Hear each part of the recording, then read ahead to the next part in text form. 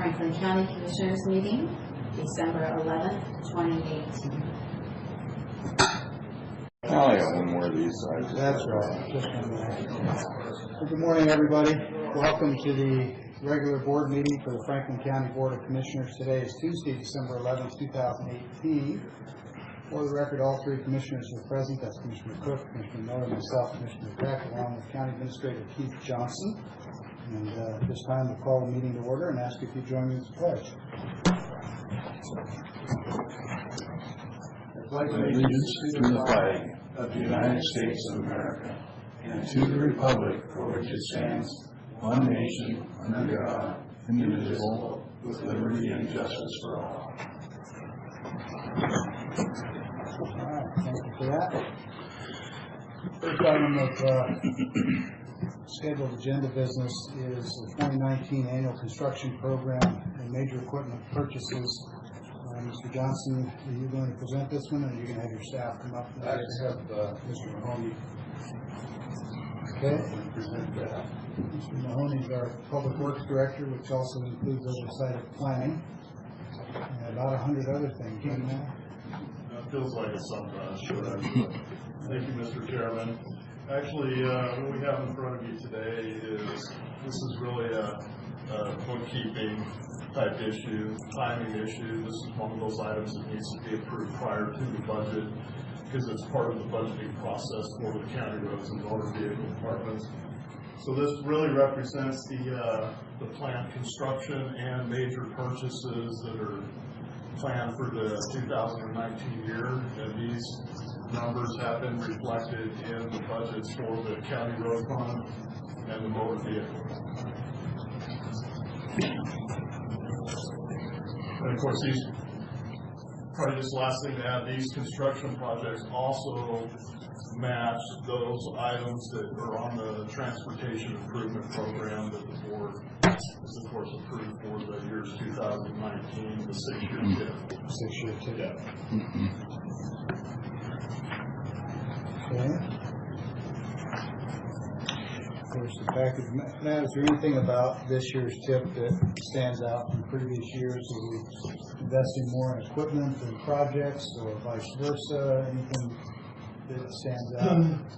Probably the big thing that stands out is we're seeing kind of a trend in with the state with the safety money. So a lot of it's going towards safety, what they call their goals. Where they're looking for goal 0 or whatever, where they're looking for 0 accident, major accident fatalities by 2030. So I'm happy to say that tends to be free money, meaning there's a little bit of county costs associated, but if we get the construction done of these projects within a certain time frame, then the construction is 100% federally funded. So, which is a good trend. I think we can get some good projects done and not have a lot of county match going into projects. As far as major equipment purchases, we've been very aggressive on trying to get our fleet. It was in a pretty state of disrepair for obvious reasons. We've been quite aggressive the last 3 to 4 years. This is a year now that we have all of our equipment is updated, fairly new. So we'll have a good year or two here where we'll have very limited purchases. And of course, knock on wood, we hope there's no catastrophic failures with any equipment. But now we have newer vehicles, newer equipment. We should be good for quite a while now. Well, if you have a problem, there's a place up in Altopia that auctions that stuff. It's not always check there.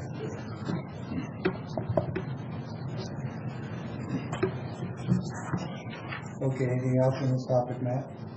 That's all I have. Commissioner Cook, Commissioner Miller, anything to add? Any questions or comments? I've gone through the ASR and they've done an excellent job again in presenting, so I'll move for approval of 2019 annual construction program major equipment purchases, resolution 2018-361. I've also gone through this, and I think it is, well, the 6-year transportation had a hearing on that, so that follows a lot of this here. So I think the equipment purchases, looking at them, they're necessary. So with that, I will second the motion. Okay, so we have a motion second for approval of resolution 2018-361 as presented. Last call for any comments or questions. Anything to add, anybody? Okay, not seeing any. All in favor, please say aye. Aye. So the resolution and the attached program are approved. Matt, thanks for all your great work. And we'll let your team know how much we appreciate all that they juggle. There's a lot of moving parts, literally. Thank you, Mr. Chair. Thank you.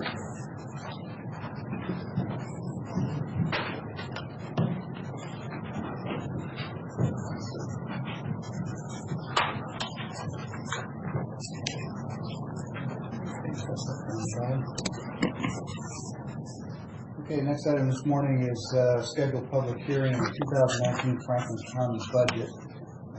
We'll have some introductory information remarks from staff, and then a little bit later into it, we'll actually open the public hearing, take any public comments or testimony on the budget, and then the board will determine whether or not action is appropriate at this time. So, Mr. Johnson, first you. Yes, certainly. Thank you. Yes, we have been working, as you know, for a number of weeks on trying to come up with our final expected budget for 2019, working closely with the auditor's office and treasurer's office on expected revenues for next year, and working with all of the agencies and departments on needed expenditures, and discussing with them where we can make some reductions in expected anticipated requests for expenditure. Clearly there are more wants, and there are more mandates from the state that require us to spend money. The cost of government continues to escalate faster than our revenues do, but we believe we've been able to come to an agreement with the department heads and spending priorities to reach a balanced budget for 2019. The projected revenue and expenditure in the current expense fund for 2019 would be $33,730,000. There will be a resolution before you to that effect today. And in the miscellaneous funds, the anticipated revenue and expenditure of $58,771,037.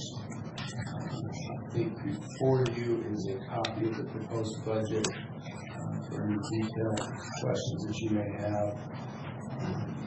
Again, this has been reviewed by my office, by the auditor's office, certainly subject to input from the public and questions and modifications from the board. We're bringing this forward at this time. Anticipate your adoption of the budget today.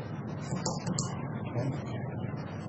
So, Commissioners Cook and Miller, I've got a few comments, but before I make those, happy to defer to the board and see if you have any preliminary remarks before I make mine and before we do a public hearing.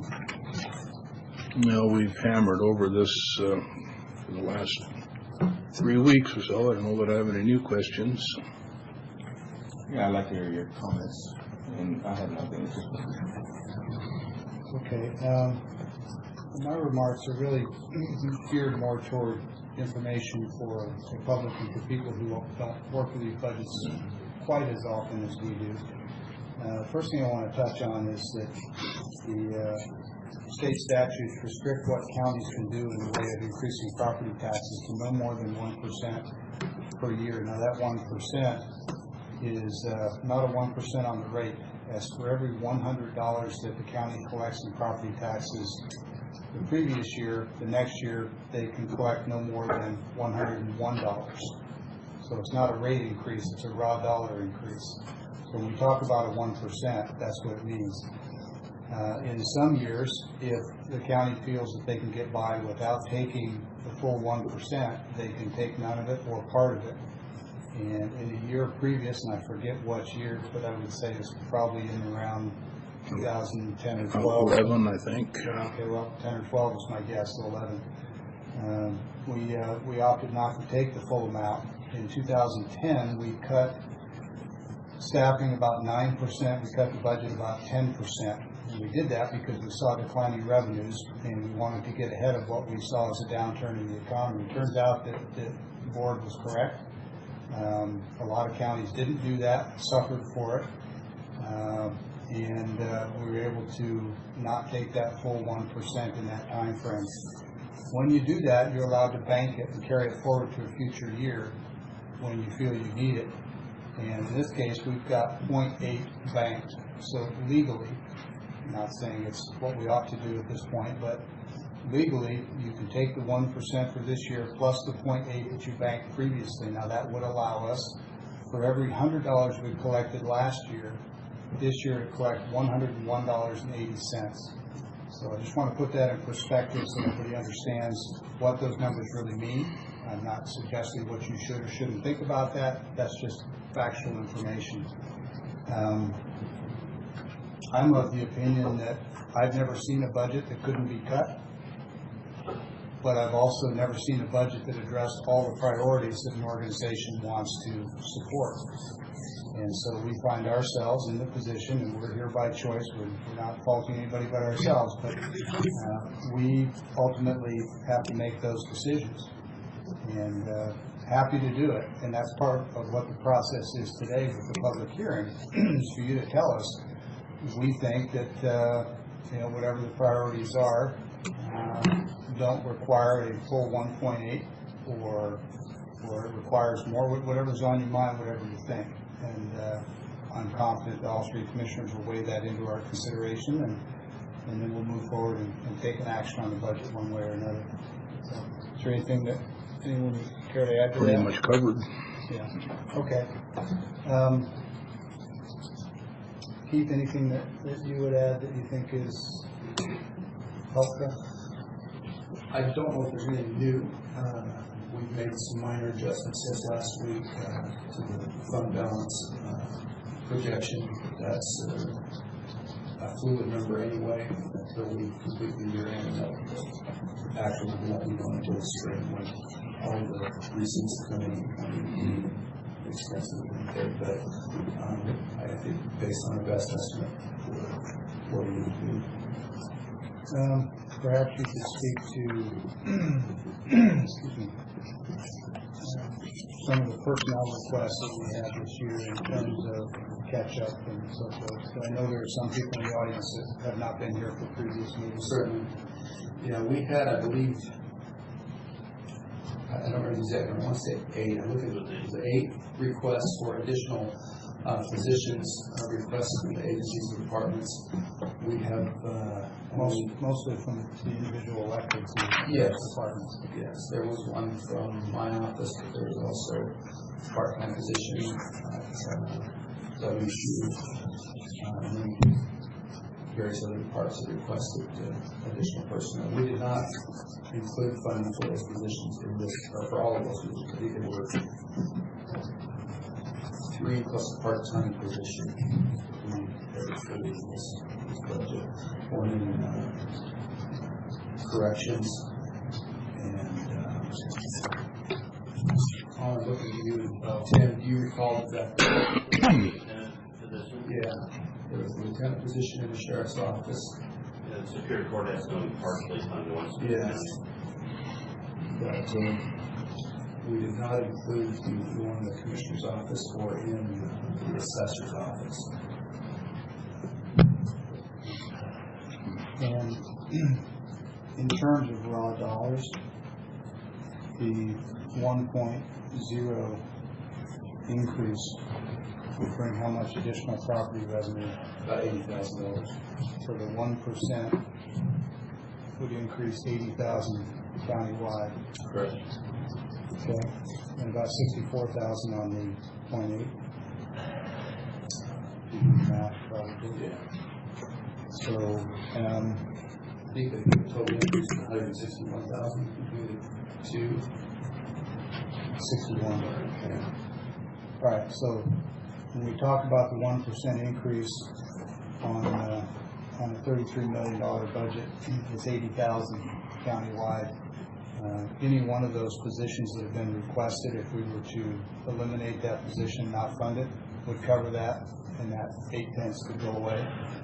I'm not advocating that, I'm just trying to give perspective on the kinds of decisions that we're looking at and the things that have been asked, recognizing that just like every other government, whether it's the city or the federal or something in between, there are things that we're statutorily obligated to fund, and there are things that are discretionary. And these personnel funds, pay raises, COLAs, new positions, those are largely the discretionary ones, and those are the biggest part of the budget by far.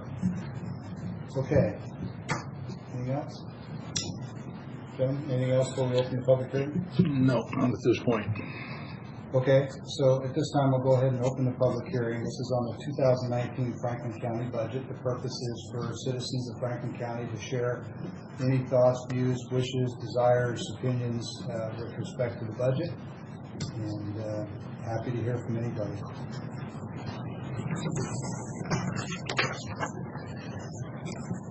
Second call for anybody that would like to come and speak to the board about the budget.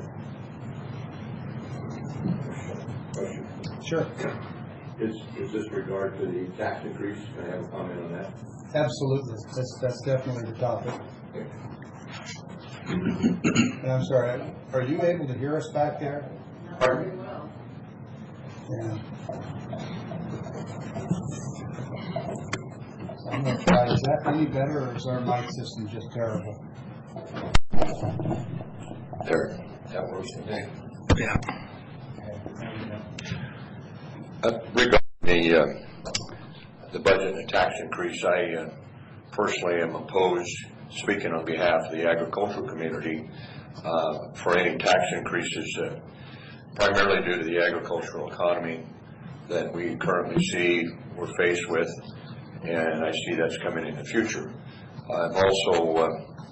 I've never seen taxes go backwards, even if we do experience more challenging agricultural times. So I think as commissioners of the county, I think you need to consider our current economic situation. Also, the other thing that affects our taxes is the evaluation, and because of the recent good times in agriculture, a lot of the values, we've seen land selling anywhere from $12,000 to $18,000 an acre. So that is always it seems like the appraiser always picks out the top end of it when they evaluate our farms, and therefore our taxes may not be going up where our valuation is. Therefore, I don't think it's given a true analogy of what the farm is worth, because my past experience as a real estate appraiser, you look at three different avenues. One's comparable sales, the other is income after you take the expenses of farming and taxes and everything, what the net might be, you capitalize that into value, and also what rental income is. So therefore we're kind of at mercy of the appraiser that evaluates our land, as well as now we're looking at an increase that down the road I don't think it'll ever back up. So I'm personally opposed to that as far as to any tax increase. Thank you. Mr. Booker, can I get just a little clarification? You said you're opposed to any increase, and earlier you referenced the 8/10, but you're opposed to the full 1.8? That's correct. Okay, thank you. Just leave it the same. Okay.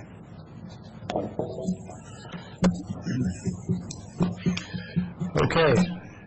Anybody else that would care to comment? Even if your comments are the same, it helps us to know that there's multiple people that feel the same way. I think what Merle said is pretty much, I go along with it 100%. Okay, so Mr. Hyman is seconding what Mr. Booker had to say. Okay. Yeah, and it helps us if you come to the mic so that we can get your comments on the record. I know Mr. Hyman, I'm sorry, a gentleman in the back raised his hand, and did you just want to add your support? What Mr. Booker has already stated. Okay. All right. Anyone else? Any comments, anything you'd like to discuss on the budget with the board? Okay, last call. Want to make sure everybody here has had a chance. One other question. Sure. Mr. Hyman. Kevin Heinen, farmer in the basin there.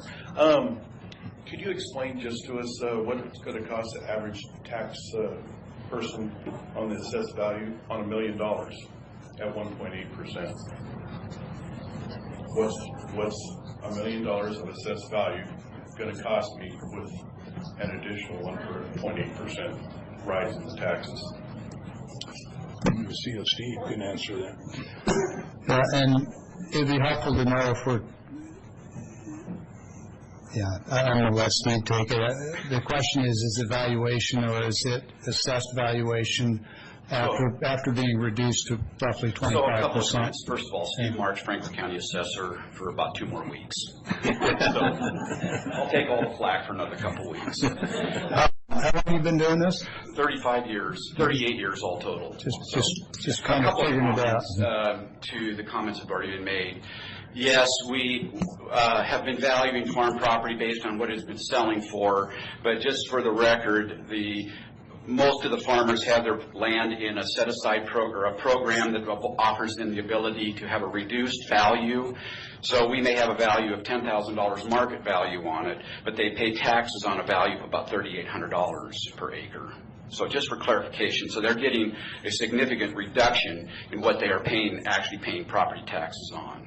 So what about the remaining balance? Does the county receive that? That is passed and shifted across to the rest of the taxpayers.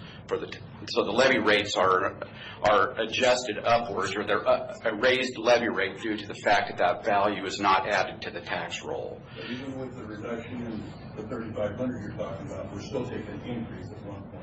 So yes, so I'll get to that. Yeah.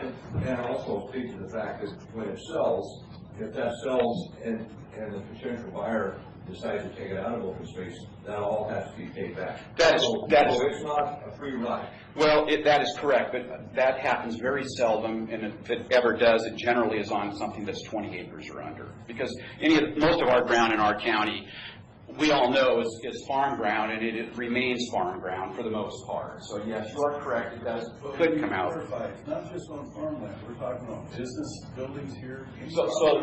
So to address your concern about the increase, that overall what we've been seeing is, we all know the value of our county has been going up. And so because of the way the tax structure is, it's a budget-based system. So the budgets are set, and then we adjust, the levy rate is adjusted based on that value. So as we have seen the values of the county go up, our levy rates have been dropping. And they have been dropping pretty significantly based on the value of our county. So to answer your question, we are anticipating, we don't have the work done yet because we're still waiting on some of the other taxing districts to get our information in. But we are anticipating that the property tax rates are going to be dropping again this next year, as well as the fact that there is an adjustment coming on the state school levy because of the McCleary decision. Last year, you'll notice, especially those of you in the North Franklin area, that the levy rate went up significantly for 2018 due to that increase in the state levy rate. That rate is being readjusted this year. It's going down, as well as the legislature for 2019 brought down that rate by 30 cents per thousand, which will take effect just for the year 2019. Beyond 2019, right now the legislature probably is going to be addressing that in this new session. So overall, we are anticipating you're going to see a reduction in your levy rate that you're paying per thousand. Specifically to the 1.8% increase, I don't have a specific figure that would raise your taxes, because overall the rate's going down. The county current expense rate is going down, so it's just not going to go down. I guess maybe the way to say it would be, it's not going to go down as much as it could. But you're going to see a reduction. What's the chance of that levy rate going up? Well, honestly, when you're talking about levy rate going down. Yeah. So what would force the levy rate to go back up would be if the value of the county drops. Because all the taxing districts, they are allowed to collect whatever amount of money. So if they're collecting $8 million this year from property tax, they get their 1% again for next year. That would go on to it. And they get, regardless of what happens to the value of the county, the districts get to collect that money. So if the value of the county goes down, the levy rate's going to go up to be able to collect that same amount of money. It's the way the property tax system works. So, hey, Steve, before you wander off, because this is good discussion and we've got time and we should make use of it. In the city of Pasco, at least on my property tax bill, about 72% roughly of what I pay goes to schools, one way or another. Right, yes. I don't think many people are quite as aware of just how big a chunk of that tax bill goes to schools, not to the county, but it goes to schools and fire districts and a whole bunch of other places. Outside the incorporated city, do you have a sense off the top of your head what that percentage might look like, say, in North Franklin? Well, 72% roughly of my taxes go to schools. It's pretty standard across all of our taxing districts, about that much roughly goes to, 60% or greater goes to schools. So the 1.8% that we're talking about is against the valuation, but you're only talking, no, I don't want to say only, you're talking about 25 to 28% of a person's tax bill that actually is something other than schools. And then when you take off fire districts and all the other taxing, what's left in terms of the county's piece, that's the piece that gets the 1.8. Well, all taxing districts except for schools are allowed to take 1% or whatever the rate of inflation was based on the legislation. But what I'm trying to get to is that the pie is this big, and when you take out 72, 74% for schools and you take out fire districts and everything else, the wedge that's left that's county, that's the piece that the 1.8 goes on. It doesn't go on the whole thing. It doesn't go on the whole thing. Some of the other districts are allowed to take 1%. If you happen to be in the city limits of Pasco, they're allowed to take 1%. Right. And you talked about the bank capacity that the county had. The city of Pasco has a bank capacity of about $1.6 million, and they're taking all of it this year as well. Yeah. Yeah, okay. Anyway, that's just information. Yes, it's good information. I appreciate you standing up. You obviously have 35 years of tax expertise.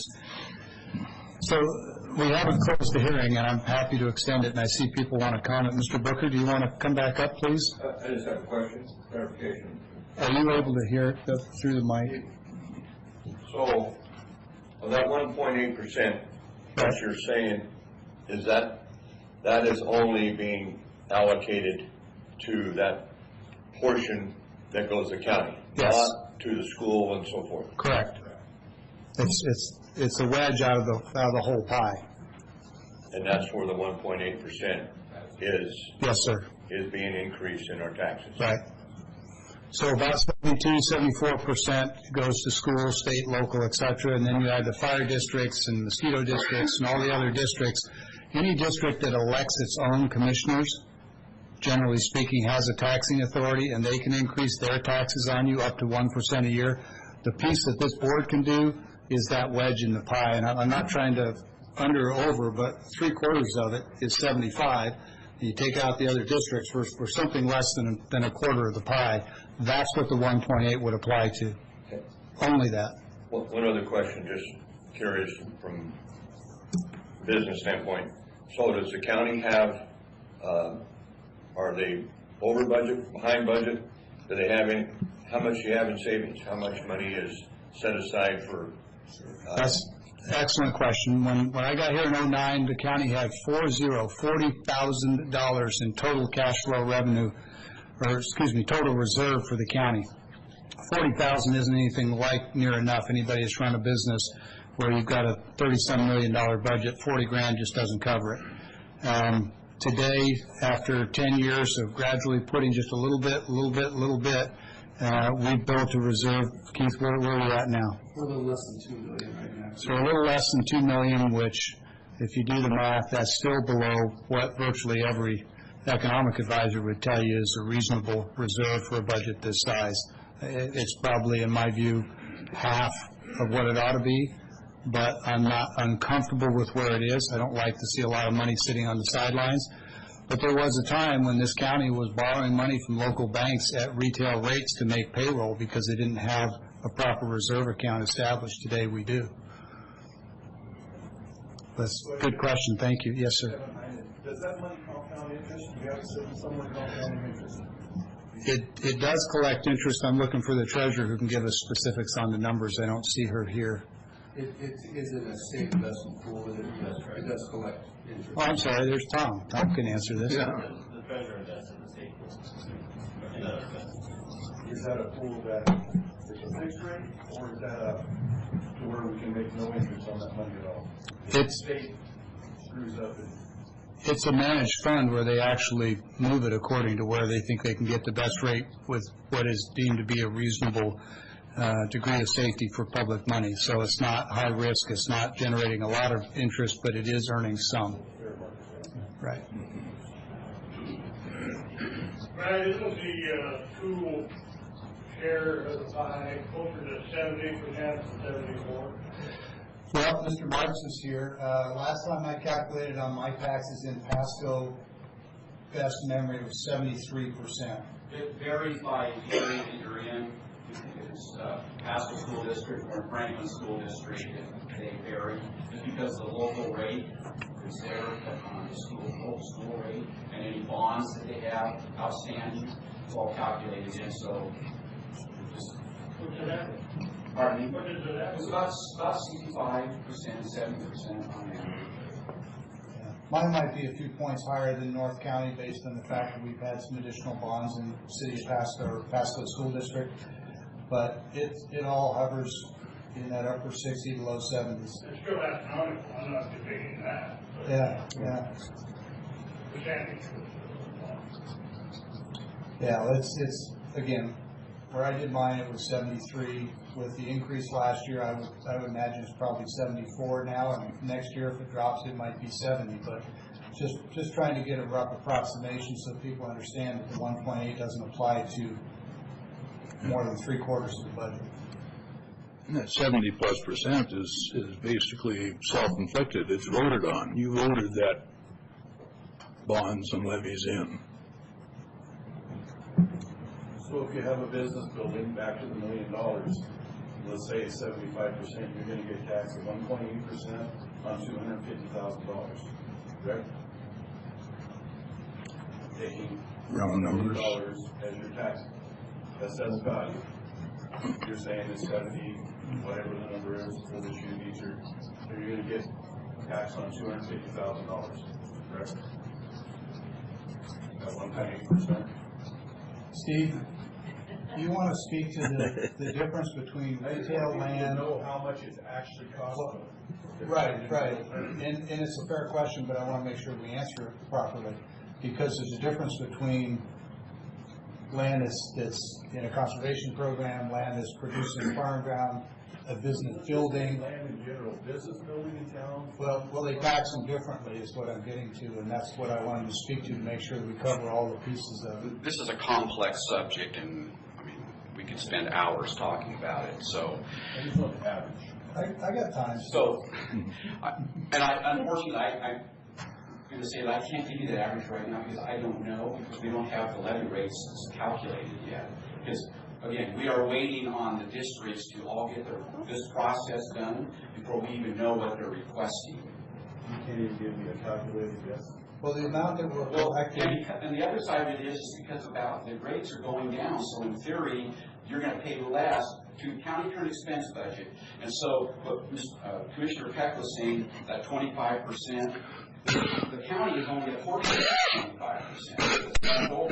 Steve, I think the part that's getting lost in here is that it's the 1.8% is not a simple mathematical calculation multiplied by the 250,000, because as you have more people and property values across the county shift, what your burden is based on the rate. And so the 1.8 is the total that the county collects, but this $250,000 building over here and this one over here, one might see a 0.8% increase, and this one might see a 2.6 increase, and that's based on how the assessor values those properties. Based on the value of the property. That's There's right. so many there's so many things that go into this. If the value of your property went up, that The 1.8 we're talking about the actual rate itself, the levy rate.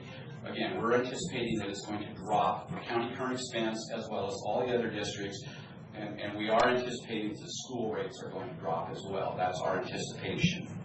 And we haven't even got those rates from the state yet. They're the ones that calculate the state levy rate. And so until we get that rate, that's kind of the unknown, the big unknown to us. So if the levy rate doesn't go down, then what would be your assessed value? What would it cost me on $250,000? Well, what's 1% of? Because we don't know the rate. $5,000. But if you raise the valuation and lower the abbreviated, whatever the terminology you use, what's the net out? Well, again, it's because our system is a budget-based system. It depends on what the taxing districts do.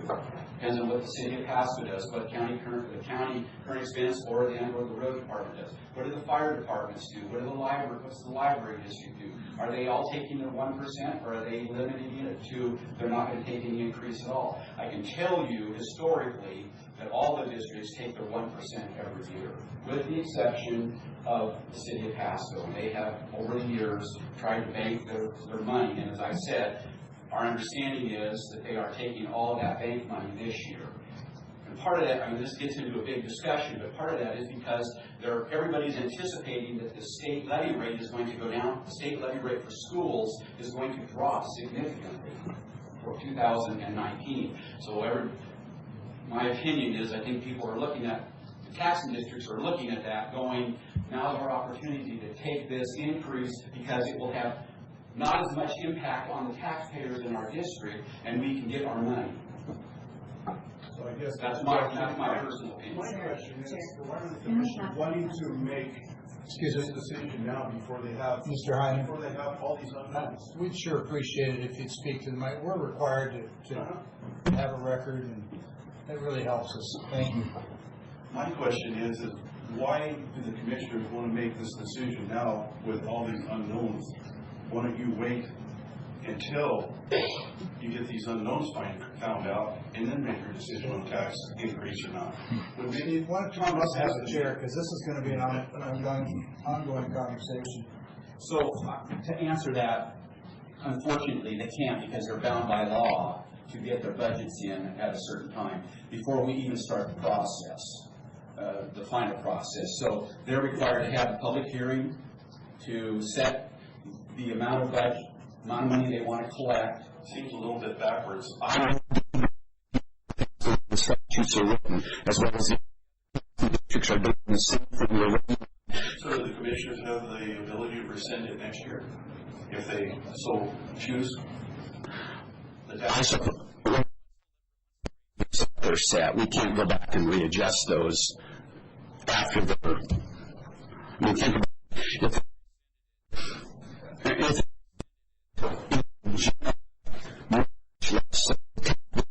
calculated and sent out. So. Good morning, Mr. Manarolo. Thank you, Manarolo. Okay, so the way I'm understanding this, I think most of us, we think things by the acre and stuff. And on my taxes, I pay roughly overall $30 an acre. So, roughly. So what I'm hearing is 30% of that is what we're talking about. So per acre is $9, correct? Is it the $9 that's going to go? It's substantially less than 30%, because the schools are going to be 65 to 70, and all the other taxing districts would add up to. Steve, what would you guess? Another? We collect about $80 million in taxes, I think, a year. Here's your calculator. So I was going to try to see if I could. Appreciate you giving us.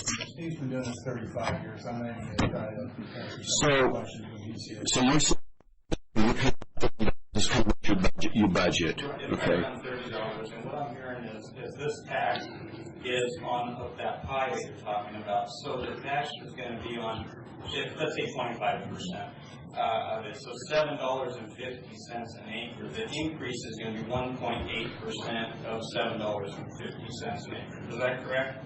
Because I think where we get confused is it 250,000, like Kevin was saying, times 1.8%, or the amount that he was paying on taxes on it times 1.8%. So if it's under the open space program, which all of yours is, and most all of you that are farmers in here have it in that program, the value of $3,800 an acre, I'm just using 3,800, and the tax rate, which at this rate, right now, what we're looking at, you would be paying $4 an acre for county current expense. And then, so now the 1.8%, is that an increase on top of the $4?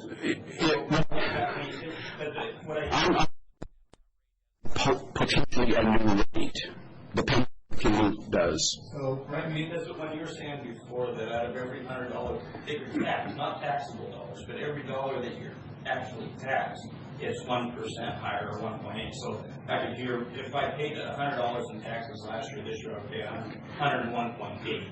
You know, and so $4 an acre, it would be 1%. But that is because the rate that you're paying, I'm just off the top of my head here. If the county for 18, and it's dropping to 17, so range, so to 10 cent drop in the loan rate based on the of the county as well. So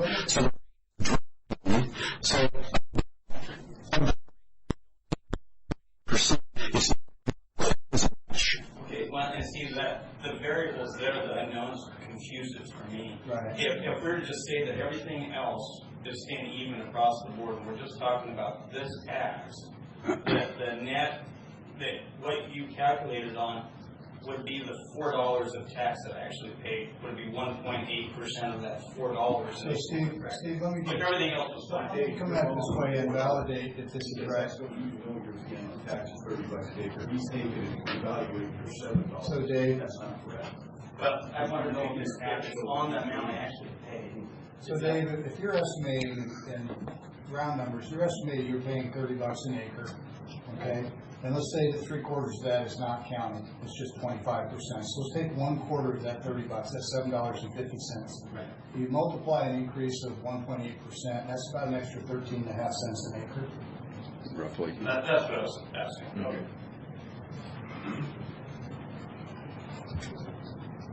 I mean, yours is more precise with the levy rate, and the fact of the matter is that 13.5 cents, if the levy rate goes down, will probably be less than that.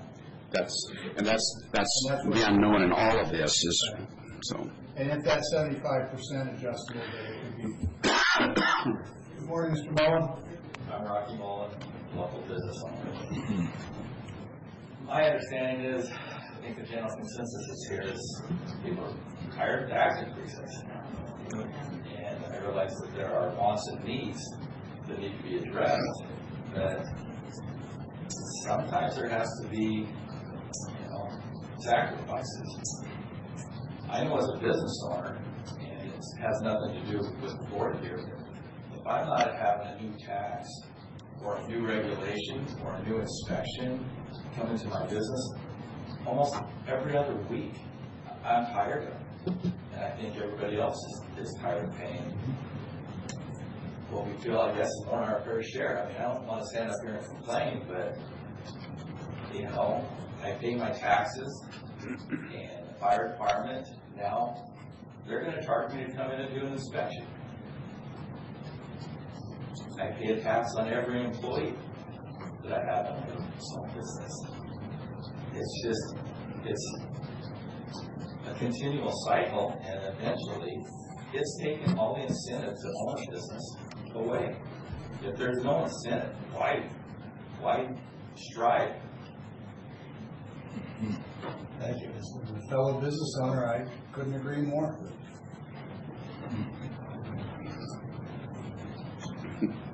one more thing, so correct me if I'm wrong. You take $1 million, really put it in perspective. And let's don't dummy this down because of our open space, $3,500. What you did with Dave, you took the $7.50, evaluated that, whatever percentage that was, from 15,000 to 3,500. That's not correct, because what he's paying is actually what he's paying on his tax, $30 an acre. That's including all the different taxing districts, and I was trying to bring this down to just what the people can expense for. 750 down to 4 or whatever. I don't think that's correct. Because that's his actual, what he's paying, the $30 an acre. So now I lost my train of thought. Sorry. I think the 4 might have been based on a prediction that rates were going to drop, but we did it with the 7.5, which I think is fair. So, just what you're paying in taxes, whether it be an office building in the cities here, which I know there's lots of $1 million. So let's just take a round figure. We're only taxing that $250 for round figures. At an increase of 1.8, the way I figure it, a 1.8 on $250,000 of assessed value, that's going to increase your taxes by $4,500. Correct? So what's the number then?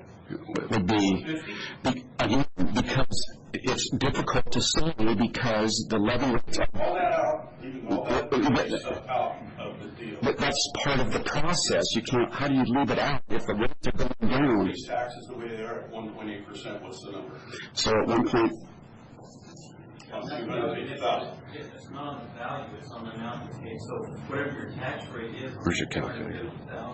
It's the tax rate that would probably be 250,000, probably 10,000. But still calculating your tax is 1.8 on the tax rate, right? Yeah, it's on the amount you pay, not the I don't know. $4,500. $4,500, that's... 10%. That's... I think that's way too high. At 1%... 1.8, 2%. That's too much. That much of an increase. Again, it depends on what you're talking about. If you're talking about the concern for taxing districts, which were all taxing districts do not get the 1.8% because you've got to take the state school out of that, as well as local schools. They don't get they're not get by that. Of the pie total. So does it seem like a lot? $4,500? That's 2%. It's way too much money. It's way too much money. $4,500. Because you're looking at the tax, the levy rate, because the levy is what you use to calculate, and that levy is going to go down. So if the levy is a and it's going to be similar the commissioners do. So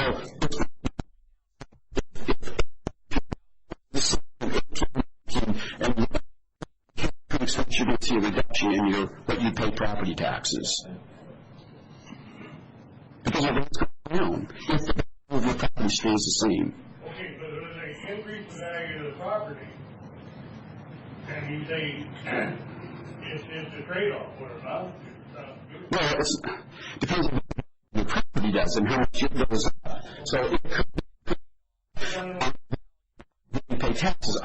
Again, this is money because you've got value, and what's going on value, you've got for rates, and then you've got the value of taxing districts. What's going on for overall taxing district? Is it going up? Is it going down? Which we're not going down in the taxing districts now because of the current economic situation that we're in with property. A simple amount of stamp that Mr. Planning stated. Why don't we find out where we sit before we act? I'd have to let the commissioners answer that. That's their decision.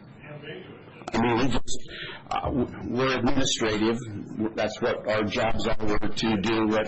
You want to go buy a car and then try to figure out how to pay for it? So, Karen, for the record, that's Mr. Curtis in the back. Just for the record. Yeah, I don't think so. Anybody else wishing to share a point of view. Mr. Mahoney?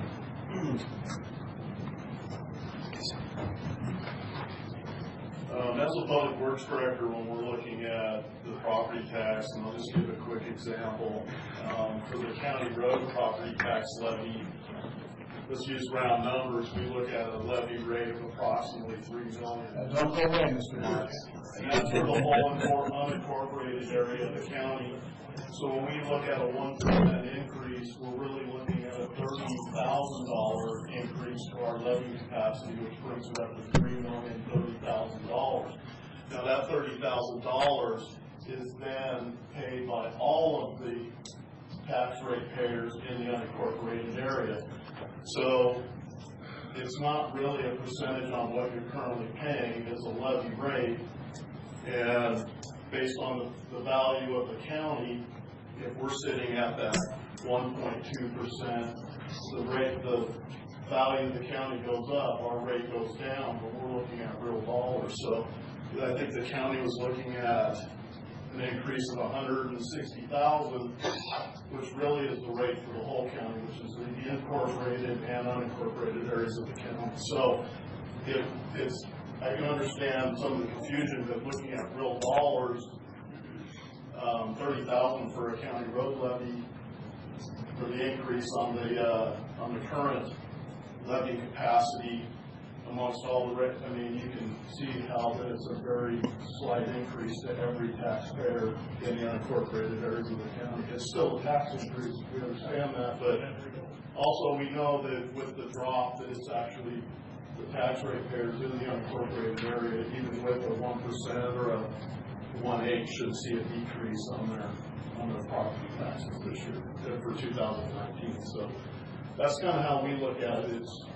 It's a huge book on the tax rate, but from a simplistic view, that's what we're looking at in real dollars. For the whole incorporated area, we would be looking at approximate tax increase of $30,000. So. Mr. Booker. One of the suggestions, Jerry, I've been served on several levy committees and a lot of committees in Franklin County, North Franklin County. There always, when this was done, to further educate the voters, it was always published in a newsletter or the Continental Graphic, oftentimes the Tri-City Herald. And when I got my Tri-City Herald, they're lacking they needed more news. And I would suggest that the Franklin County Commissioners publish this information in a detailed manner so that all people that have access to Tri-City Herald can get a better understanding of how your taxes, if you give an explanation, so that I think you'll have a better understanding and people will be more confident in where their tax dollars are spent. That's a great suggestion. Thank you.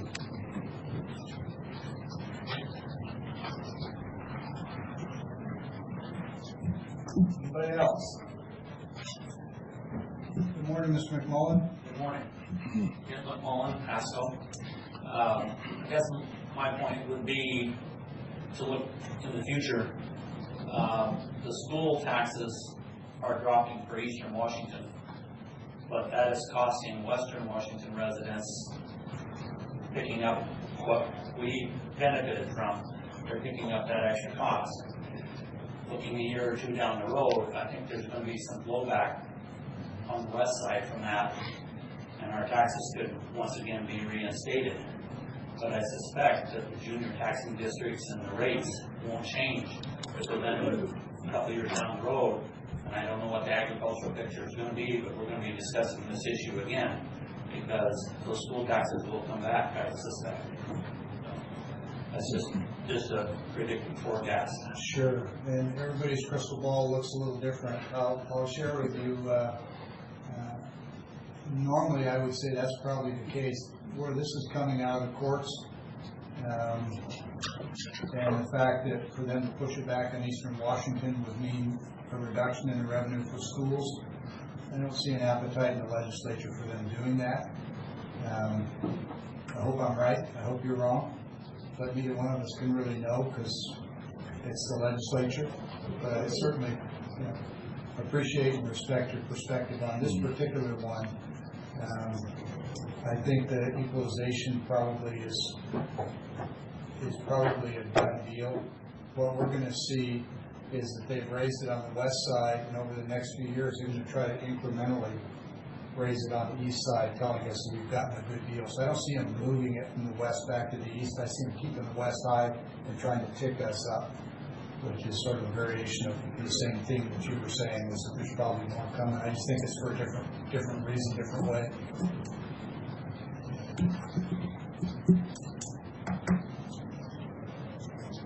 Okay, public hearing's still open. I want to make sure everybody has the opportunity to say whatever's on their mind with respect to the budget. I have a question. Is the 1% increase, is that going to be done every year?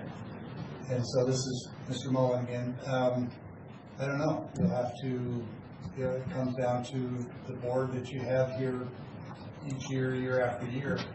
I think the reality is, this is how I look at it.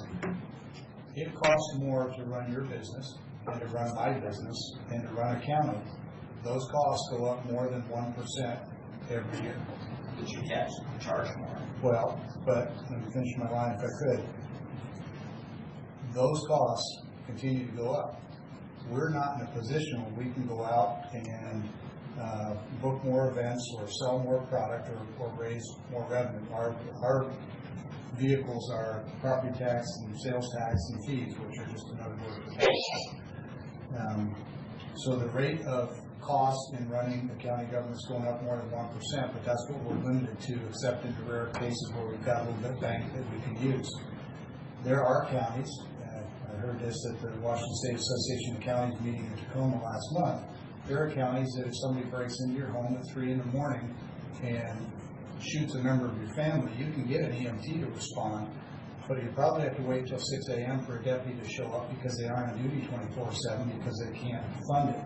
And I watched county commissioners tell this to the governor to his face. He didn't believe it, and they gave him the details. But the point of it is that it really is all about priorities. And if we want to maintain the level of government we have now, then it takes an increase of a little bit. It's not nearly enough to keep up with the cost of doing business. We're headed toward a time not too many years down the road, probably in the next decade, where those two lines converge. So the other option, and frankly the one I'm totally open to, is cutting government. And anybody's got a suggestion as to what department we should cut or what area we should cut back, I'm all ears. I'm open to that. I'm kind of a less government and government closest to the people is best kind of philosophy. But after doing this for 10 years, I've also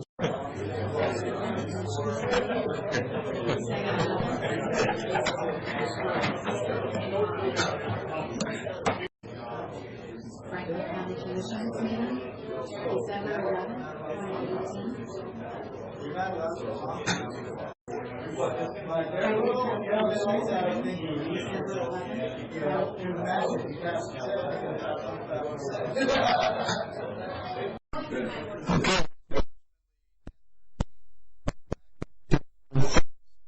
The computer versions have been fixed. The analogies or connections with the fact that the CEO of Google is testifying before Congress as we speak. But something, I'm not a conspiracy theorist, well, okay, maybe a little bit. Anyway, public hearing on the 2019 proposed budget. We've been having great discussion. I appreciate that. Mr. Mullen was correctly reminding me that it's a public hearing and I should be listening to him, not talking so much. So, Mr. Mullen, if you'd come up and finish, I appreciate it.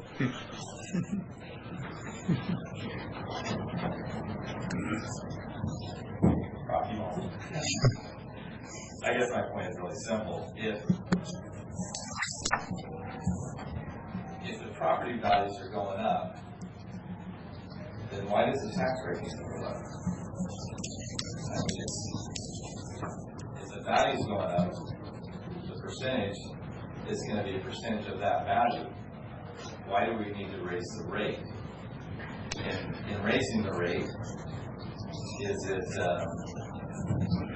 Is it yearly? Because if that was the case in 10 years, that would be 10%, and then we can raise it 1% of the 110%.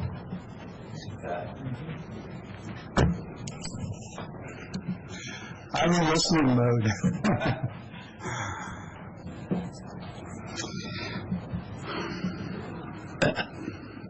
Let me think for a minute.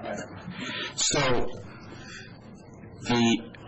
as I said earlier, by statute, all the taxing districts it's a budget-based system. So it depends on what the budget is of that district is what sets the levy rate. So its value and the budget of the district it calculates to the rate. So if the value of the district goes up and the budget of the district stays the same, what's the rate going to do? It's going to go down. So they're going to collect the same on the same pieces of property, but the value of the district has gone up. So the value of the district's gone up, the budget has stayed the same in our scenario, and the percentage of the rate is going to go down because you have more value with which to collect the same amount of money. So by 1%, if they choose to take on 1%, then we have in the county, because the value of the county has been going up, and the amount they can collect is going to go up 1.8%. Their overall money they can collect. So we have the value of the county, and we have just a little bit, which I think was $170,000 overall. Was that $160,000? So you take $160,000 and we spend what's the levy? It's going to be a very small percent increase to an individual taxpayer on the bill because we're spending $160,000 over every county.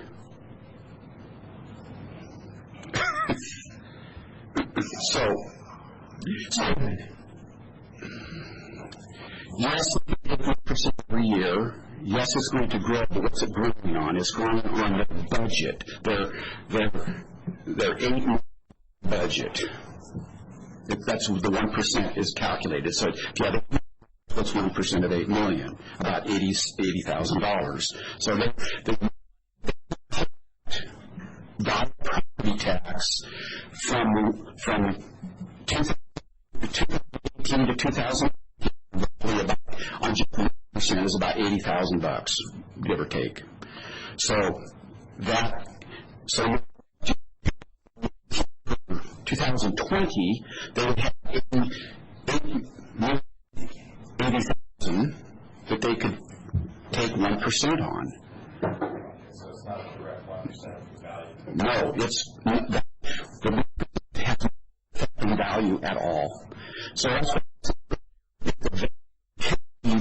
if something happens in the economy, the farming economy, we're looking at kind of seeing what's going on. If the property drops, so the overall value of the county drops, and we have this rate, if the value drops, and the budget rate will go like this, because they're going to collect the same amount of money. It doesn't. The budget of the district is not impacted by the value or the rate. It drives the rate, what is the budget. So hopefully that explains it.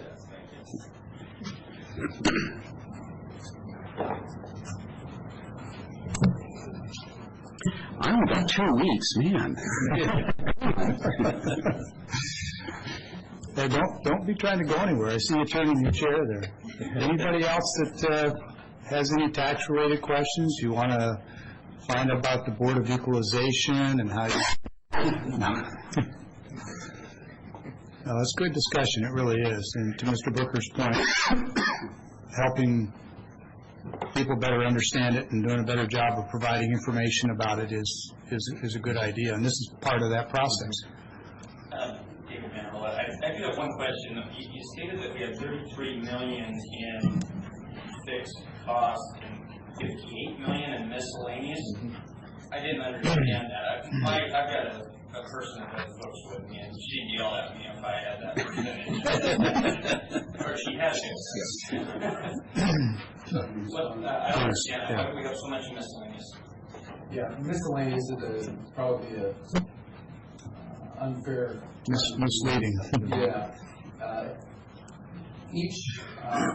Each dollar that comes into the county is not the same. Some of it goes into what's called our current expense. A better word for that is the general fund. That's where the $33 million figure is, that general fund.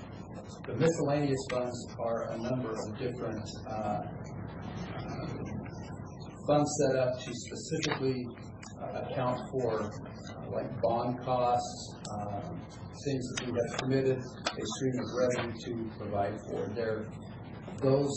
Those funds are dedicated to a particular expenditure with the county.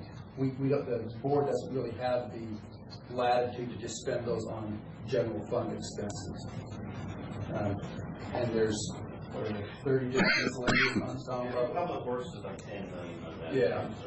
A big portion of that is Public Works, which includes county roads.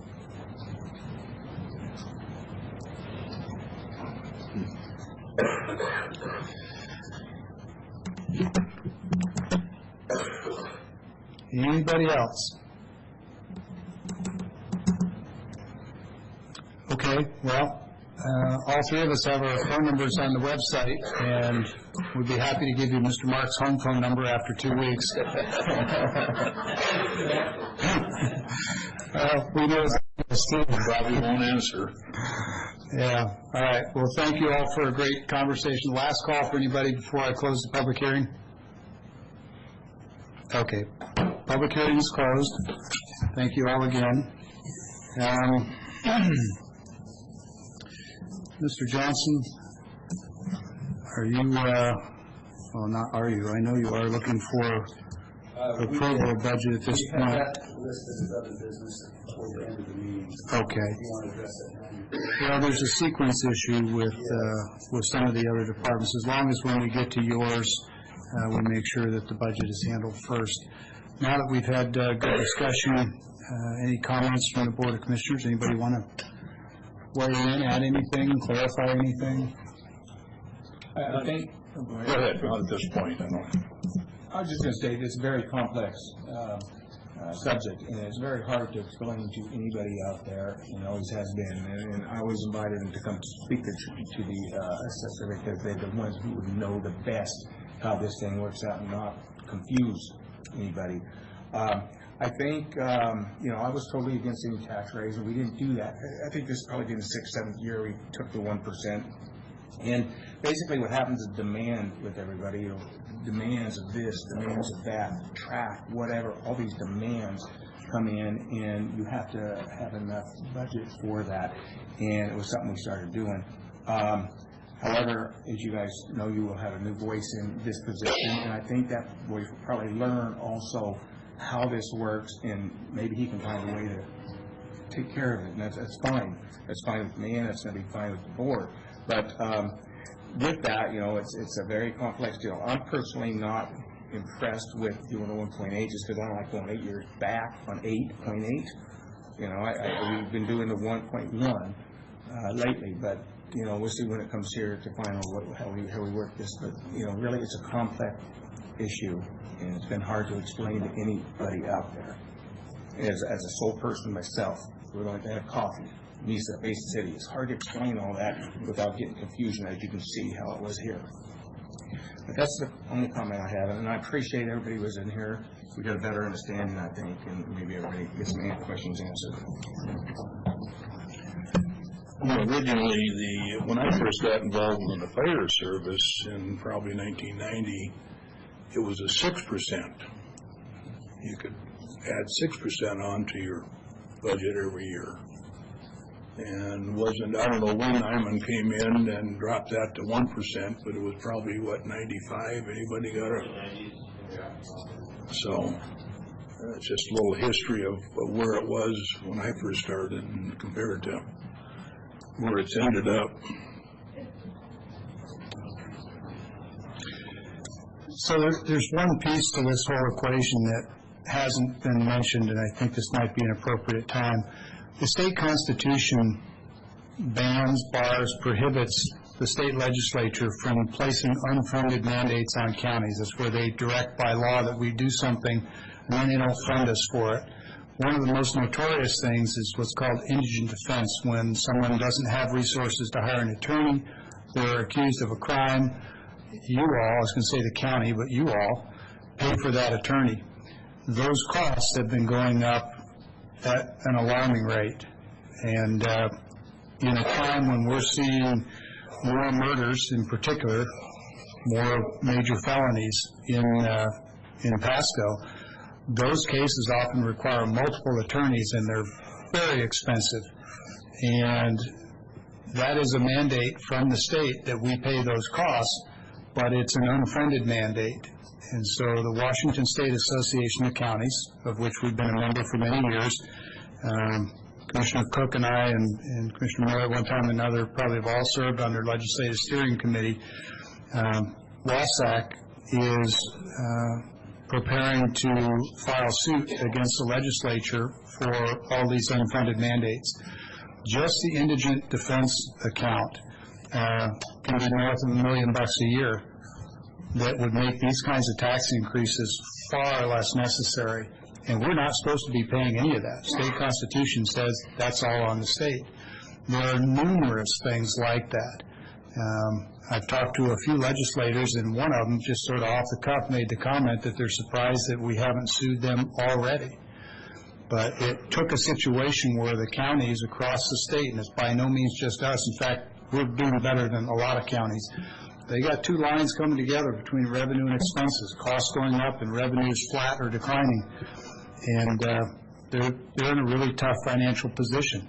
So if we really want to do something significant to change the need for tax revenue and increasing tax revenue, the most impactful thing I can think of would be to get the state to stop waging these unfunded mandates. And so the Washington State Association of Counties is going to file suit, I think, in January. The first one is going to be on something very simple in black and white to make the point and to get a court precedent, and it has to do with a requirement that auditors who run elections departments put additional ballot drop boxes in counties. There's a physical cost, there's a maintenance cost, and there's a personnel cost to go empty those. And those costs are all supposed to be borne by the state.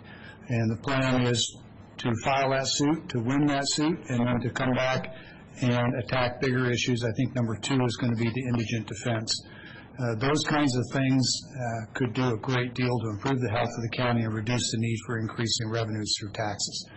I normally wouldn't go into that much detail and background, but again, I think Mr. Booker makes a great point that we have an opportunity, a little bit of a platform to share this information with people, and we probably should be doing a better job of it. So there's one additional piece of data that's really relevant here. And as for the 1.8, I'm curious if there's any thoughts by any member of the board as to whether you, at this point, want to go forward with the 1.8, you want to do something different. We have a budget that's prepared, predicated on 1.8, but that does not mandate that we approve it. If we wanted to change it, we could call a meeting for next week. We can call a special meeting on 72 hours notice. We have lots of options, so I would encourage you not to let the fact that the budget's already been drafted drive a decision, but I am interested in what your feelings are now that you've had the benefit of public input. May not change anything, or it might have, and that's what I'd like to know.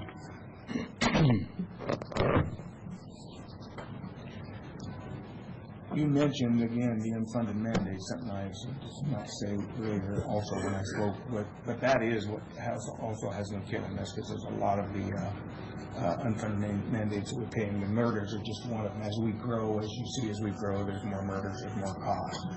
Until that gets solved, it is going to be hard on the budget. I would go along with the 1%. I'm not really have to go back to 6, 7 years ago to pick that up, and I think that's where that's coming from. So, that's my stand. Commissioner Cook, any thoughts that you want to add? I would have to agree with Rick. I could go for that 1, but not the 0.8 that we banked in 11. Okay, well, I guess I'll save my observations about that, other than to say that's not what I expected to hear, because I thought I was going to be the one guy sitting here saying, let's just do the 1 point and let's cut 80 grand out of the budget, because I can think of a few places we could do that. In fact, Keith and I talked about them before the meeting for exactly this purpose. So it sounds like, Keith, we have consensus with the board to do a 1%, vice the 1.8. So the 0.8 would continue to be banked. It could still be used in the future. With respect to process, we've had a public hearing on the budget. If we change anything in the budget, we have to do another public hearing. I think if you change the budget and you bring back a different budget, I think you have to. We could verify that. But the question I have is the memos that we adopted last week regarding the additional 1%. Those are the only things I think we would have to. They would have to be rescinded and reissued with the new numbers. Yeah. Well, we can adjust the numbers in the budget. In terms of processes, those resolutions that were adopted last week would be okay. Maybe the preference would be to reopen the public hearing next week or Tuesday meeting. Well, unfortunately, I already closed the public hearing as opposed to recess it. Had I anticipated this, which I did not, I thought I would be sort of the lone voice on this.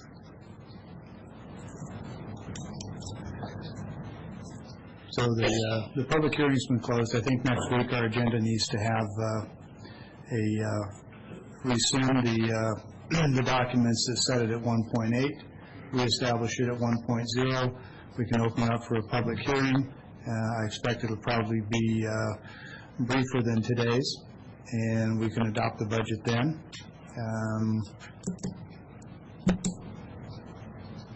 Seems like that's the legal path and maybe the only path. Anybody see it differently? Probably not. I don't, except for the fact that we'll be dropping the budget. I don't know who's going to be concerned about us dropping it. Oh, I could think of a few folks, yeah. Yeah, but that's okay.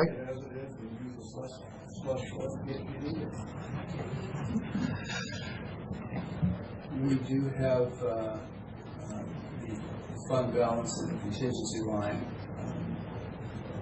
And, I wouldn't want to have anyone come away with an idea that the budget is so precise that $80,000 would make create a need to adjust the numbers, but I don't want to also put the board in a position of funding in excess of what they feel is the right thing to do for the county.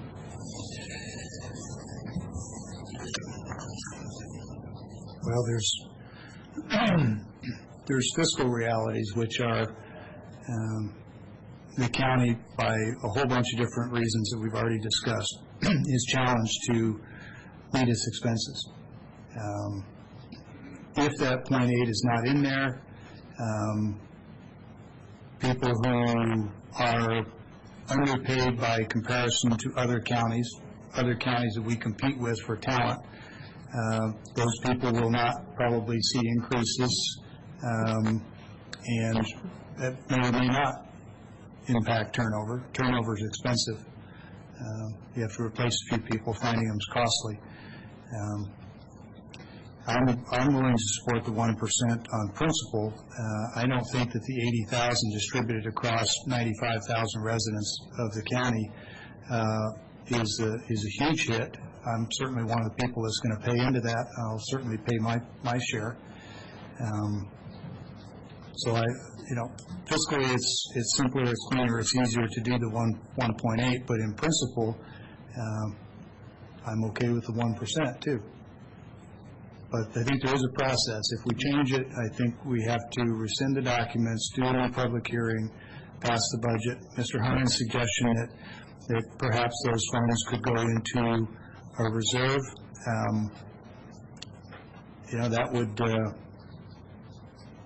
that would in itself be an adjustment to the proposed presented budget, and therefore that, I think, technically would require another public hearing. So I don't really think there's a way around the process, because it's not just the amount you spend, it's where it's allocated.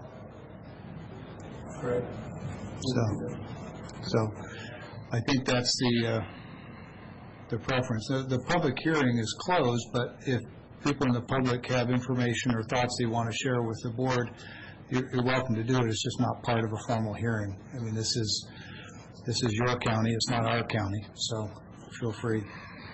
Commissioners, which way would you like to proceed? As we spoke, we'll bring it back next week. Okay.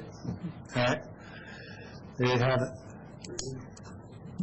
All right. Next item, which is almost an hour overdue. I'm sorry, Pam. I hope you didn't have a conflicting appointment. This is the Hanford Communities 2018 Activities Overview. For those of you who are not familiar, Hanford Communities is an organization that essentially functions as a partner with DOE, but also an oversight function on behalf of the public, keeping an eye on DOE activities and providing advice and recommendations on how things with the cleanup and the activities of DOE might better be handled. Is that a fair summary? Sure. Okay. And this is Pam Larson, who leads that organization, and the county has two different committees with her organization where commissioners are assigned to go and participate and represent the county's interests and viewpoints. Thank you. Mr. Chairman, Commissioners, I'm pleased to be here to give you the annual report of Hanford Communities, and I apologize for my squeaky voice. My husband shared his cold with me. So I'd like to express my appreciation to Commissioner Miller, who has served on the governing and administrative boards of the Hanford Communities for a number of years, and he's also served on the board of directors of the Energy Communities Alliance, and we have really appreciated his participation over that period of time. So just going to talk about what's occurred within the last year. In December, we developed an issue agenda for the next year. Mayor Bob Thompson from the City of Richland and I will be meeting with the DOE site managers this week and the presidents of the Hanford contractor companies to get an understanding of what their challenges are for the next year. We also are very fortunate to have a contract with the Washington Department of Ecology for $100,000, which is focused on providing information to the people in the region about what's going on at Hanford. It provides the resources for us to do programming for local cable TV. The programs are shown on the Pasco TV channel. We did 3 this year, 1 on the removal of Cape Basin sludge from the river, 1 on the direct feed low activity vitrification process, and the 3rd on the test bed initiative, which is an opportunity to grout Hanford tank waste and ship it to Texas. We sent 3 gallons, a total of 3 gallons last year, and there'll be 2,000-gallon tests occurring this year. So it's nice to see some waste departing the state. We maintain a website that has all of our previous videos, newsletters. Speakers Bureau has been very successful this year. We had 107 contacts in Washington and Oregon, and 23% acceptance when we reached out to them and asked if they would like to have a speaker on Hanford topics. 3 newsletters, which you've all received. We work closely with the DOE site managers and our members of Congress and their staff. So getting into the topics that have been briefed during the last year, the demolition of the plutonium finishing plant has been of great interest to people in the region. There was a release of some particulate into the air last December, and they've been very careful in figuring out how to proceed. In September, started the demolition again very carefully, packaging material that had already been removed from the facility and sending it to the landfill on the Hanford site. And the 2019 budget for Hanford has $15 million to complete demolition, hopefully by next summer, and the work is proceeding carefully and successfully. So I mentioned that the K-basins is one of the last places on the river corridor to be cleaned up. There's 28 cubic meters of sludge in the basin that is being slowly packaged and moved to the Central Plateau, at which point in time they will put the K-reactors into interim safe storage and pretty much be done with river corridor. So that's been a great accomplishment in the last 20 years. So in order to start up the waste treatment plant, Hanford has 56 million gallons of Hanford tank waste. About 90% of it is low-activity waste. So the low-activity vitrification facility is basically complete, and they're doing commissioning, startup, and testing. So it will take a couple of years for that to happen. And in order to provide waste feed to that facility, they're going to do some separation within the tank farms, separating out the cesium and the strontium, and they will prepare 3 years of feed before the waste treatment plant gets turned on. And in order to provide for that, they will be filling up 5 million gallons of tank space. A number of facilities have been built to support the early startup of LAW, including an effluent management facility to evaporate liquids from the waste, effluent treatment facility. The state has issued the operating permit for the process laboratory, so that's a great accomplishment. And the Department of Energy is actually training people at CBC for the jobs in that laboratory. So we've heard from the state of Washington regarding this, and they're very encouraged. They've been doing their best to do the permitting, but they're concerned about the feed flow into LAW to be sure that it's adequate for the facility. I mentioned the test bed initiative, and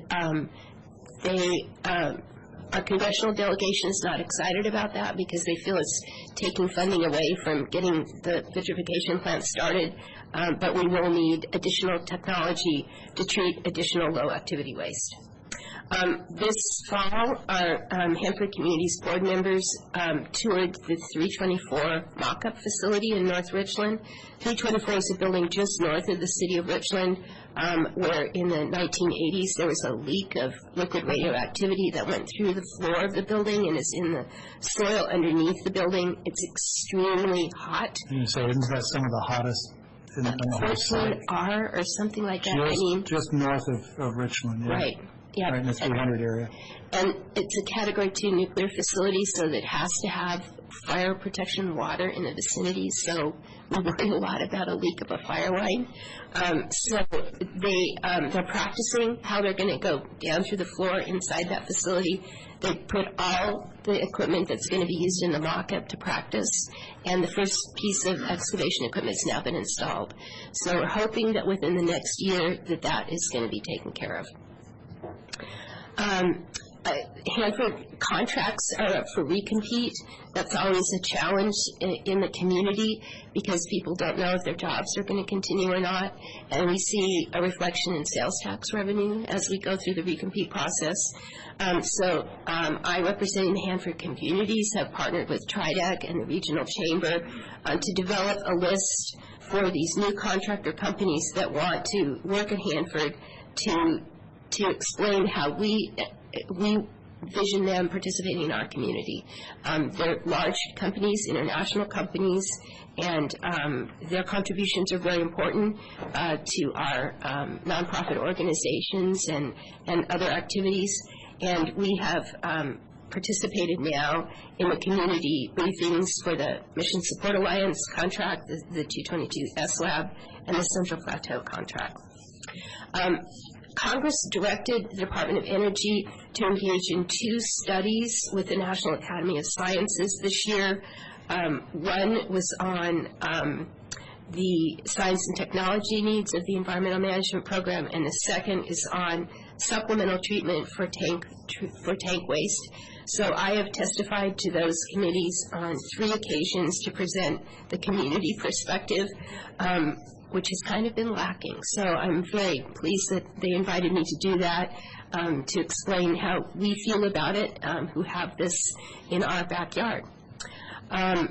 Toll payments, Benton County, Adam File has led the effort to work with the Department of Energy to come up with a predictable and sustainable formula for PILT funding, and he has worked with Franklin County and Grant County, and I believe that the PILT jurisdictions may not be thrilled with the outcome, but at least have some confidence that the funding will be consistent, and the Department of Energy seems satisfied as well.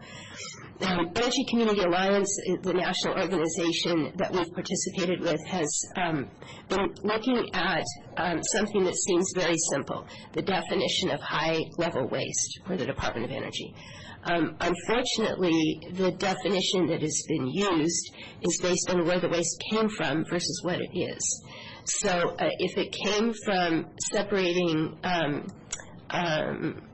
spent fuel into uranium and plutonium, it's considered high-activity waste, whether it's high risk or not. And cesium and strontium are a good example where those materials have a 30-year half-life. And that material could go someplace other than Yucca Mountain. And getting waste off the Hanford site is a really good thing.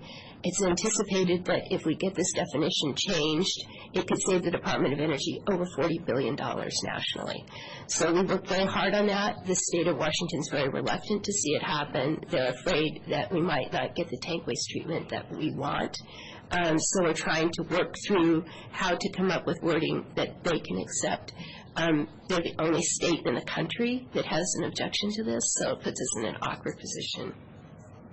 ECA has done a study, and they're doing another study to document why this is important. In advocacy for issues of local concern, I participate in the TRIDEC Mid-Columbia Energy Initiative, which is really interesting in looking at new opportunities for development. I participate with Stakeholders for Nuclear Waste Reform nationally, which looks at high-level waste repository issues, as well as small modular reactor advocacy. I meet monthly with the Department of Energy Regional Operations staff to improve coordination.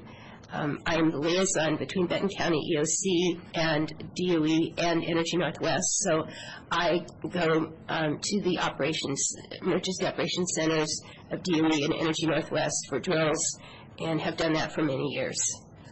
This year we had a FEMA radiological recovery workshop, which was interesting, and that would envision a scenario where basically at this point I don't think we could have an off-site release of contamination at Hanford because most of the material has been packaged and stored, but if something went amiss with Energy Northwest, what happens in the community and what federal resources are available and how you access them. Interestingly, they're still paying compensation for 3 Mile Island, which never had a release, so it's very complex. The Combined Intergovernmental Working Group plans an annual DOE workshop with all of the intergovernmental jurisdictions, so that includes state, like our Department of Ecology, our Attorney General, our local communities, tribes, and others. And we've just had that meeting in November, and it was a very successful one. As a result of the Hanford workshop, our site managers are committed to be more open and to provide more information to us on a regular basis. So I think that was very positive. So next year, we'll continue to work on the high-level waste definition. One of the fun things that I've shared with you over the years is the work to develop the Manhattan Project National Park. And the park has been established since 2015. Our visitors increase each year. Hanford has more visitors than the other sites because the site is open for visitors.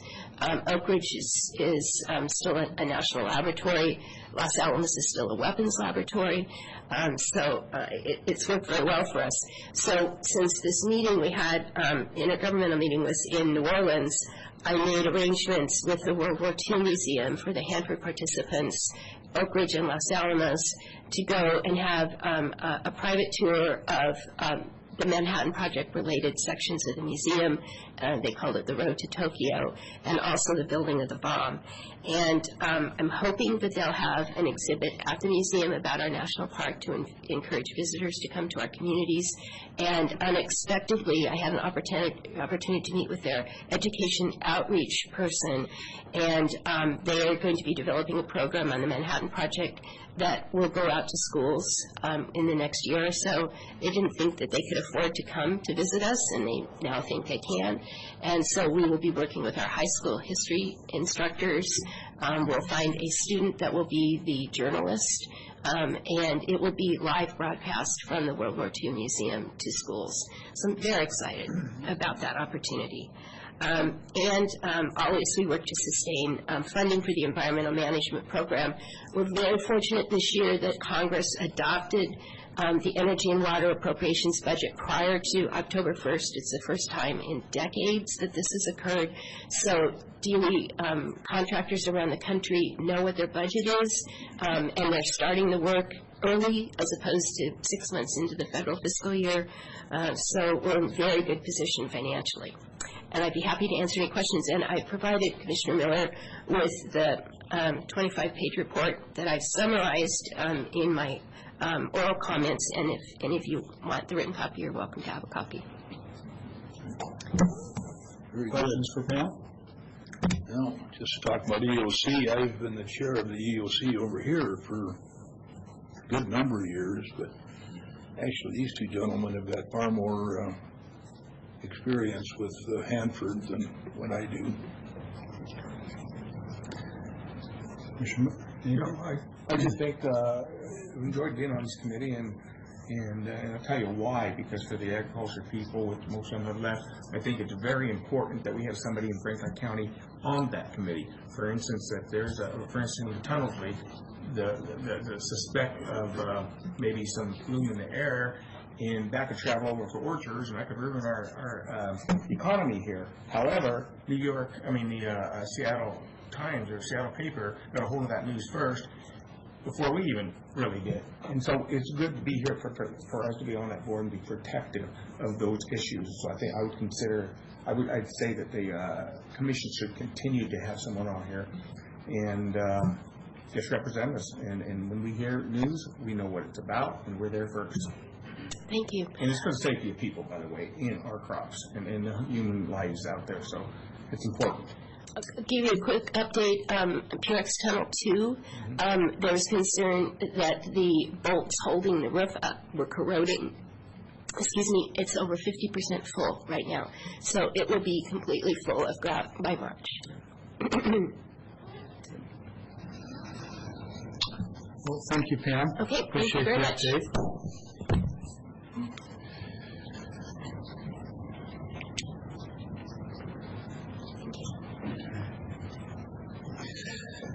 Okay, let's see, next item this morning is 2018 mosquito control review and 2019 budget.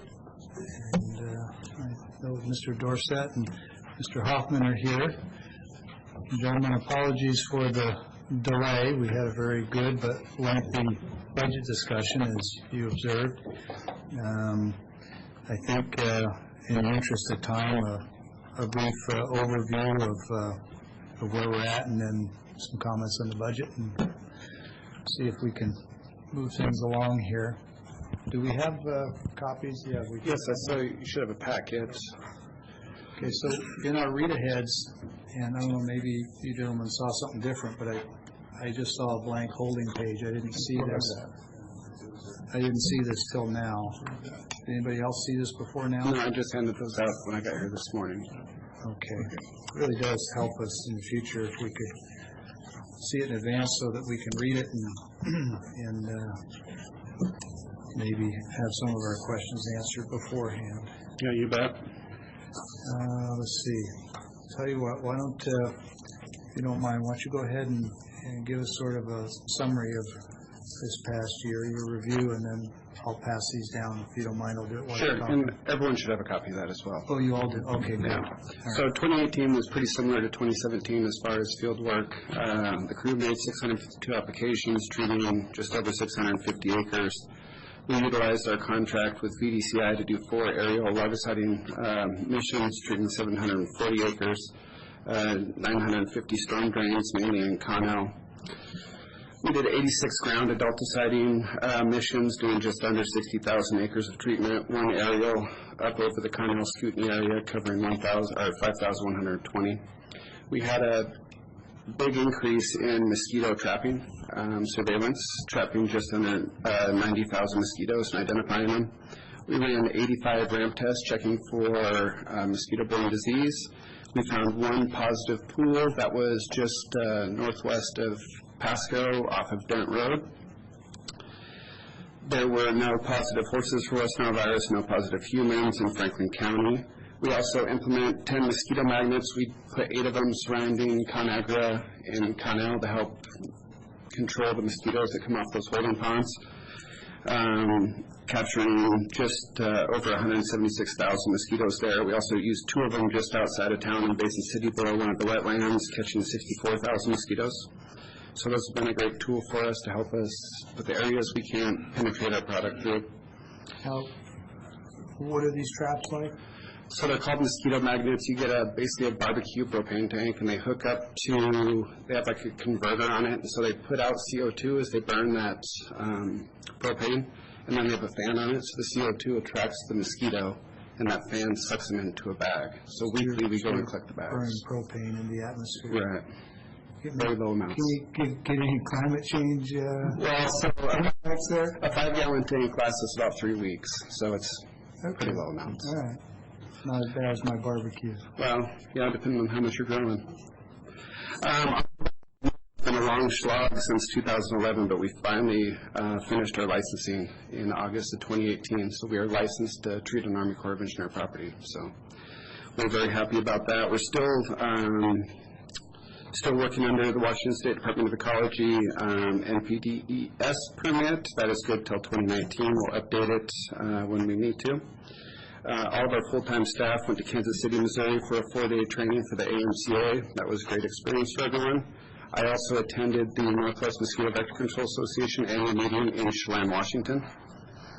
Our mosquito database that we have been building along with Benton County Mosquito Control District, both Benton County and Franklin County utilized the system in 2018. We're bringing on 6 additional mosquito control districts in the Northwest to help us fully vet it in 2019 and hope to have it full release in 2020. And we're hoping to, at minimum, recoup our investment into the system and continue to improve it. District contracts, we once again contracted with Lime West and Connell for $20,000. We invoiced the full $20,000 in 2018. Once again, we contracted to VDCI for aerial adulticiding and larviciding at the same rates as 2017, and that was the same rate as 2016 as well, so this held steady. Mosquito control product, we once again utilized kind of end-of-the-year discount rates, buying material for anticipation of 2019. So off of bid price, we saved over $21,000 on doing that early buying and putting it in our shop on the shelves. Our emergency fund balance is up to $472,000. We have not put any funds into that account since 2013, so it's just been accruing interest. It's in the same Washington State Investment Fund that the county has their emergency fund in. So I'm looking at your budget here, and that's the contingency fund. As of July 31st was 468, so it's now up to 472. 472. That's the most current numbers I got from the treasurer's office. Okay. Well, it doesn't, like you said, doesn't earn a whole lot of interest. It does pull some in, so. Facilities and grounds, good news. We took out a bond on our facility back in 2007. As of December 1st, we paid it off. So we have a paid-for facility. $315,000 of that was principal. Just under $86,000 in interest, which in total we paid $400,914.17 for our facility. A quick run through of the budget. In 2019, our budget went from just over $860,000 to $878,761 in 2019. While we did have just over a 2% budget increase, our assessments per parcel irrigated land stayed at the $29 level. The previous 3 years, we've reduced.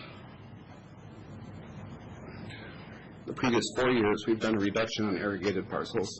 So this year, it's stayed flat. Our non-irrigated parcels have once again reduced from $14 down to $13. Designated wetlands have went up from $1 per acre to $1.25. The Board of Trustees feels that we need to more fairly assess where the money's going, and a lot of resources are spent on these wetlands. Is that where the increase in the property assessment collections is coming from? That, as well as just additional parcels to the county. The county had approximately, well, it looks like about 800 additional parcels.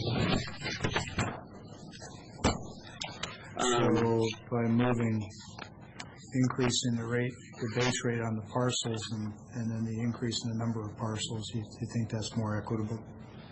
Yes, and I think we're going to continue to move towards that. The goal, as far as I understand it from the assessors, we need to try to be as equitable as possible on who's paying what, who's benefiting the most from it. So that's why you see irrigated, non-irrigated pays quite a bit less than irrigated. Wetlands have a little additional on top of it, because that's where our resources go to.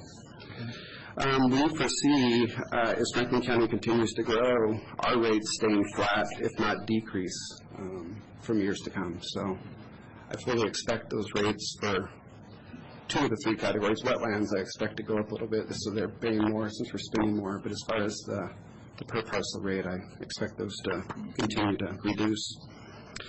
All full-time staff continue to grow in their positions. They're doing a great job. We decided to hire on an 8-month-a-year position. This is one that we had about 5 years ago that we did not fill when we lost our employee. As Commissioner Peck was talking about, losing staff, retraining staff is time-consuming and expensive. We're hoping this will mitigate some of that, and he can also help train some of the seasonal staff. Pesticides still remain one of our largest budget items this year, just over $225,000. Our aerial contract with Vector Disease Control International for $28,500. Our surveillance program, as I said, this year we did a lot more trapping. We expect to do even more next year, so $11,000 there. Our facility vehicle liability insurance took a 16% increase for 2019 to just over $27,000. We looked into the possibility of doing a private insurer and found that that would be more.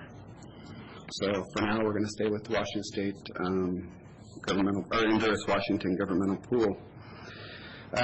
Fuel has dropped quite a bit. We started getting the Ford EcoBoost trucks, and that seems to have cut down on fuel costs. So we're going to continue as we rotate out vehicles to go towards that model. Training and travel has increased with hopes of Board of Trustees members joining us. Board President Hoffman is going to be joining us for the AMCA meeting in February. I think about 5 years ago he went to one, and I think he can run a lot of those meetings. We're putting 2 2019 Ford F-150s out for bid and trading into 2014 Ford F-150s for an estimated amount of $32,500. We're also putting out 2 Honda Ranchers for bid and trading in 2 of those as well. And Commissioner Peck, last year you asked about our trade-in rates. There's the last page of your packet is the breakdown of all the vehicles. And so on average, a vehicle is costing us $1,500 a year. and that's just on average over the years. And that's not, it's not operations and maintenance costs, just the vehicle. Just the vehicle itself. So we do our own oil changes in our shop. So typically that's, well, just the basic stuff, oil, washer fluid, and then a truck usually will go through one set of tires before we trade it in.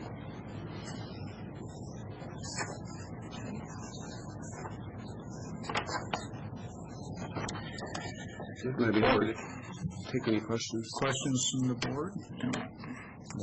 I think, we went through, what is it, 13 from parcels to, what they call it before, property assessments, to, breaking it up between the irrigated and dry land. We had quite a concern with our dry land constituents out there about the cost of mosquito control. Where you get out in Clovis, for instance, you'd have to have a mosquito would have to have a backpack of water to get there. So right, and so that first year, the assessment across the board for all parcels was $31. And you'll see in 2014 that was reduced down to 19, and now in 2019 we're down to 13. So we're trying to get those rates adjusted to where they're most equitable. That's the Board of Trustees at all the meetings approve those assessments. I have not heard, of course, you're not going to hear an attaboy, but I haven't heard any concerns since we readjusted. Right, and Brian Cochran's pretty active in that community, and he doesn't seem to bring any concerns to the board meetings as well. Good. Commissioner Miller, questions? No, that's good. So, of course, I always have questions, right? I want to start with your emergency contingency fund. You're at about $470,000. You're showing a 1.21% increase in that line, and that, from what I can gather, is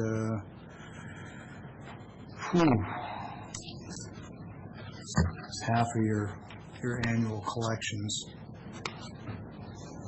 Are you think that that's sufficient where you are now? Do you need to continue to fund that? No, I don't think it is. Like I said, we have not put any additional money into it since 2013.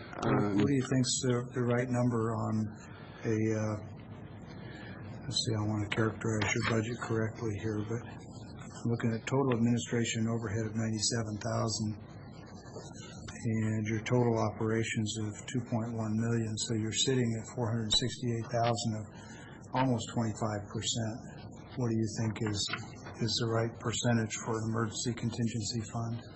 Well, I think that $455,000 number would ensure that we're not coming to you asking for money. The Board of Trustees, years ago, I still have certain members on the board that would like to grow it even further, just so if everything goes haywire, the whole budget can be funded. But that's what I'm asking is, what do you think is the right emergency fund there, and what would it be for? I mean, we were talking earlier about Franklin County and how our minimum runs about 7%, and we might like to have it as robust as maybe 12%, but at least from what I'm looking at, you're at at least 25%. I'm just wondering what you think is the right number. I mean, this seems more than adequate to me, but I don't know mosquitoes.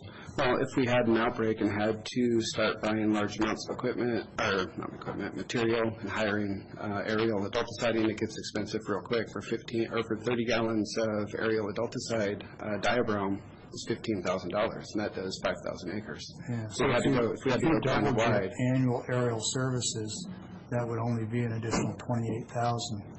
Plus, you add 10 or 15 for chemicals.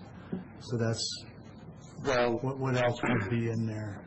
I mean, I'm challenging you a little bit, and I'm trying to be nice about it, but I'm seeing a really large reserve for a budget this size, and it may be justified, but I have a duty to ask and find out why so much.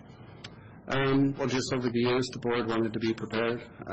This is the number that they put in there. We've just been accruing interest on it. I mean, it's going to come down to an outbreak. How much is it going to cost us for material, labor, contract work, potentially equipment. Yeah, we have the same discussion when we're talking about tree fruit and, you know, how we handle that and what's an adequate reserve. So in the last decade, what's been the biggest challenge where you needed emergency funds? What did that cost? We have not dipped into our emergency funds. We don't have to cover all expenses off of our budget. So we have never taken any money out of this account. This account it was set up initially when Commissioner Miller was on board. Yeah. Every year we put money into it. I think it's a good concept, I really do, and I'm glad to see that you've done that, and it looks like you've done a great job of building it over time. I'm just trying to figure out, you know, you want this to be 700, $1 million? You said you'd like to be able to fund your whole budget, which to me means you're talking about a $2.1 million reserve. Well, I have board members that would like that. Okay, all right. I'm at the mercy of what the board wants the numbers to be. So maybe I should ask. I feel comfortable with this number, and I like to see it just grow. Yeah. You know, I like every month the treasurer sends me a deal. Recently, the returns have been pretty good compared to a couple years ago. Are you adding additional principal to this, or is this growth just on earnings? This is just on earnings. Okay. We have not put any more. Because I saw a 1.21% increase shown here, and normally in a budget, when you show that, that's indicating an increase in the budget, not return on that was investment. it was just that was just interest growth. Yeah, okay, all right, good. So that was just year over year where the accounts did. Yeah. So if you did have a flight of mosquitoes here and we got a disaster coming on, people getting stung and having West Nile disease and all this kind of stuff going on, what would you do? You would fly in that area? Would you fly the whole county? And that depends on what it looks like, I guess. Yeah. Analysis and so we'd probably see how widespread it was, and then get a game plan from there. Back in, I think it was 2013, we had a lot of positive West Nile throughout the county. Luckily, we weren't getting any human cases. We were just finding them in mosquito pools and a few horses. So we're able to take care of that just with ground spraying, additional larvicide spraying out of the airplane, some aerial adulticiding. So how much would $500,000 do the county had a disaster? We could do the county. Like county. So a drum of the aerial product, like I said, costs about $15,000 and just over 5,000 acres. Franklin County is a big county. Unless realistically half of the county has water on it. So even if we only had to do half the county, it'd add up real fast. It's 96 cents an acre for an aircraft to fly it out. It's $15,000 for 30 gallons of it. It's not too much. It's a good number. Right, so we put out, when we do aerial adulticiding, we only put out 3/4 of a gallon per acre. So that 30 gallons goes quite a ways, but still it's only 5,000 acres. Right. So when people are not happy when we do aerial adulticiding, I understand it, but then again, we're trying to do it as safely as possible, only putting out that 3/4 of an ounce per acre, which is about middle label rate. We could double that if we wanted to. Well, it appears to be efficient and it's effective. I don't have any issue with it. My concern was based on the budget sheet you just gave us, which I'd asked these questions last week if I had this, but I didn't until just now. It shows a 1.21% increase in that budget line, which to me tells me you're taking money out of your budget and putting it into there, when in fact that's earnings from the investment. That I don't have an issue with. Well, I can break that out next year. I'll make sure to put the interest earnings separate. Your earnings on the money that you've got invested is noteworthy, but the way it's presented here is presented as an increase in that line that you're going to fund. So let's move down to salaries here. You've got 4% or more for every line. Help me understand in this current budget climate why you think that's the right number. Go ahead. I believe that Social Security checks next month are going to be up, 3%. So inflation is 3%. What you might describe as merit and comparables is the other 1%. We don't have grades within these categories here like highly structured organizations do. We have comparables from neighboring counties, Benton and northern counties. So we're navigating a route that places us between the far above 10% gap between our salaries and neighboring counties. What are your comparative counties? Benton to the south and to we the have north. So we have Benton to the southwest. We have Columbia Mosquito Control has a district. We have Grant County. So have you actually taken their salaries and done a comparison? In 2017, Benton County Mosquito Control did a compensation salary survey. In 2017? In 2017, last year. And that's the most recent we have that I was able to get my hands on. That compared Benton and Franklin, any others? That compared over the whole northwest of mosquito control districts, I believe. So I think we're trying to stay below 10%. I mean, to say our gap is wider than 10%. So we're in danger of losing individuals, and so we're balancing that prospect of losing key individuals to neighboring counties with offering a district that has a total factors that attracts people to how we do business, and people are content and want to stay for a long time and maintain stability. I think we've been able to accomplish that significantly. So Benton County went up some crazy amount last year across the board, which we can't begin to match and aren't even trying. But we don't really effectively use Benton County. I mean, we look at it, but it's not a driver for us. It's an outlier. 4% is well above anything that I'm aware anybody else in the county is receiving, certainly. But that 4% increase is also inflation plus merit, so we don't make a distinction here that's rolled in. Well, that's where I was going to go next, Mr. Hoffman, is these, and Carly, help me out, are these PERS eligible positions? Yeah, we're in PERS. Yes, they are. Okay. So then they legally count as county employees? No, we do our own. No, they're a separate entity. They're not part of the county employees.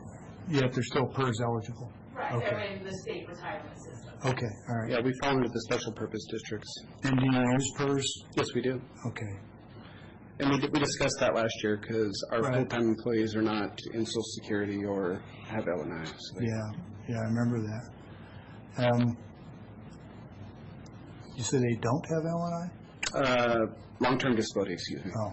But they provide their own. I think we have a problem. No, we do have L&I, long-term disability. Okay.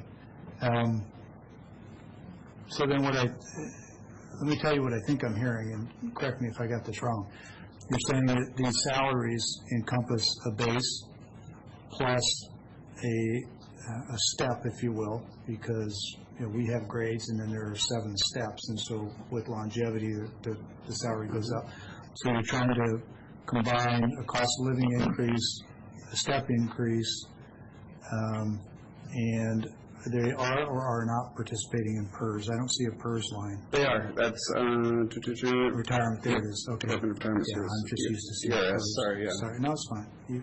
You got great detail. I just didn't recognize it. Okay, so really it's just a combine of a COLA and a step. And what was the percent increase last year? Do you recall? Comparable, except last year, we took another additional step and assessed employees a 5% contribution of their medical costs to reflect prevailing realities of the health insurance law. Okay.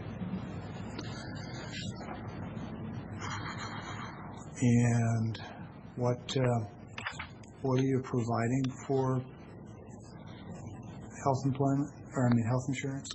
We go through the state, Washington State, with, I think, Washington State Healthcare Authority. Mm-hmm. So we'll do. Do you contribute an amount to that, or is it fully funded, or? It's fully funded, other than the 5% that the employee pays of the healthcare. Do you have an estimate of what that amount is per employee?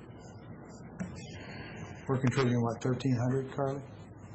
We contribute $1,030. 1030, sorry, I said 1,300.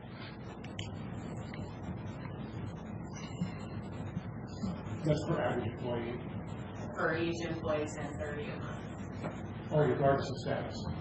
Well, for full-time benefit employees. Whether they're single married or whatever, just $1030. And then they pay the balance. They pay the difference, yeah. And this is different. We pay per status, it varies. our philosophy is a little different. So for a single person, the cost to the county is, or the district is less for a married person, and so forth and so on.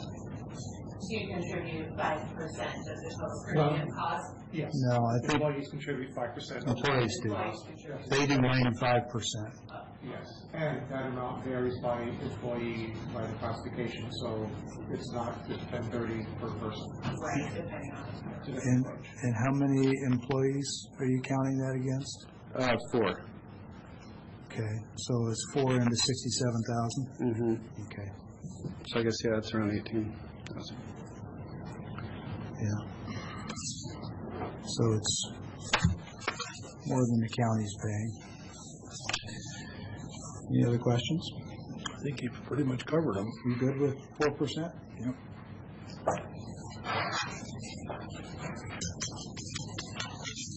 A few years ago, the district downsized our individual, and the board was faced with the question of, do we replace the individual or do the remaining members of the staff figure out a way to cover the bases?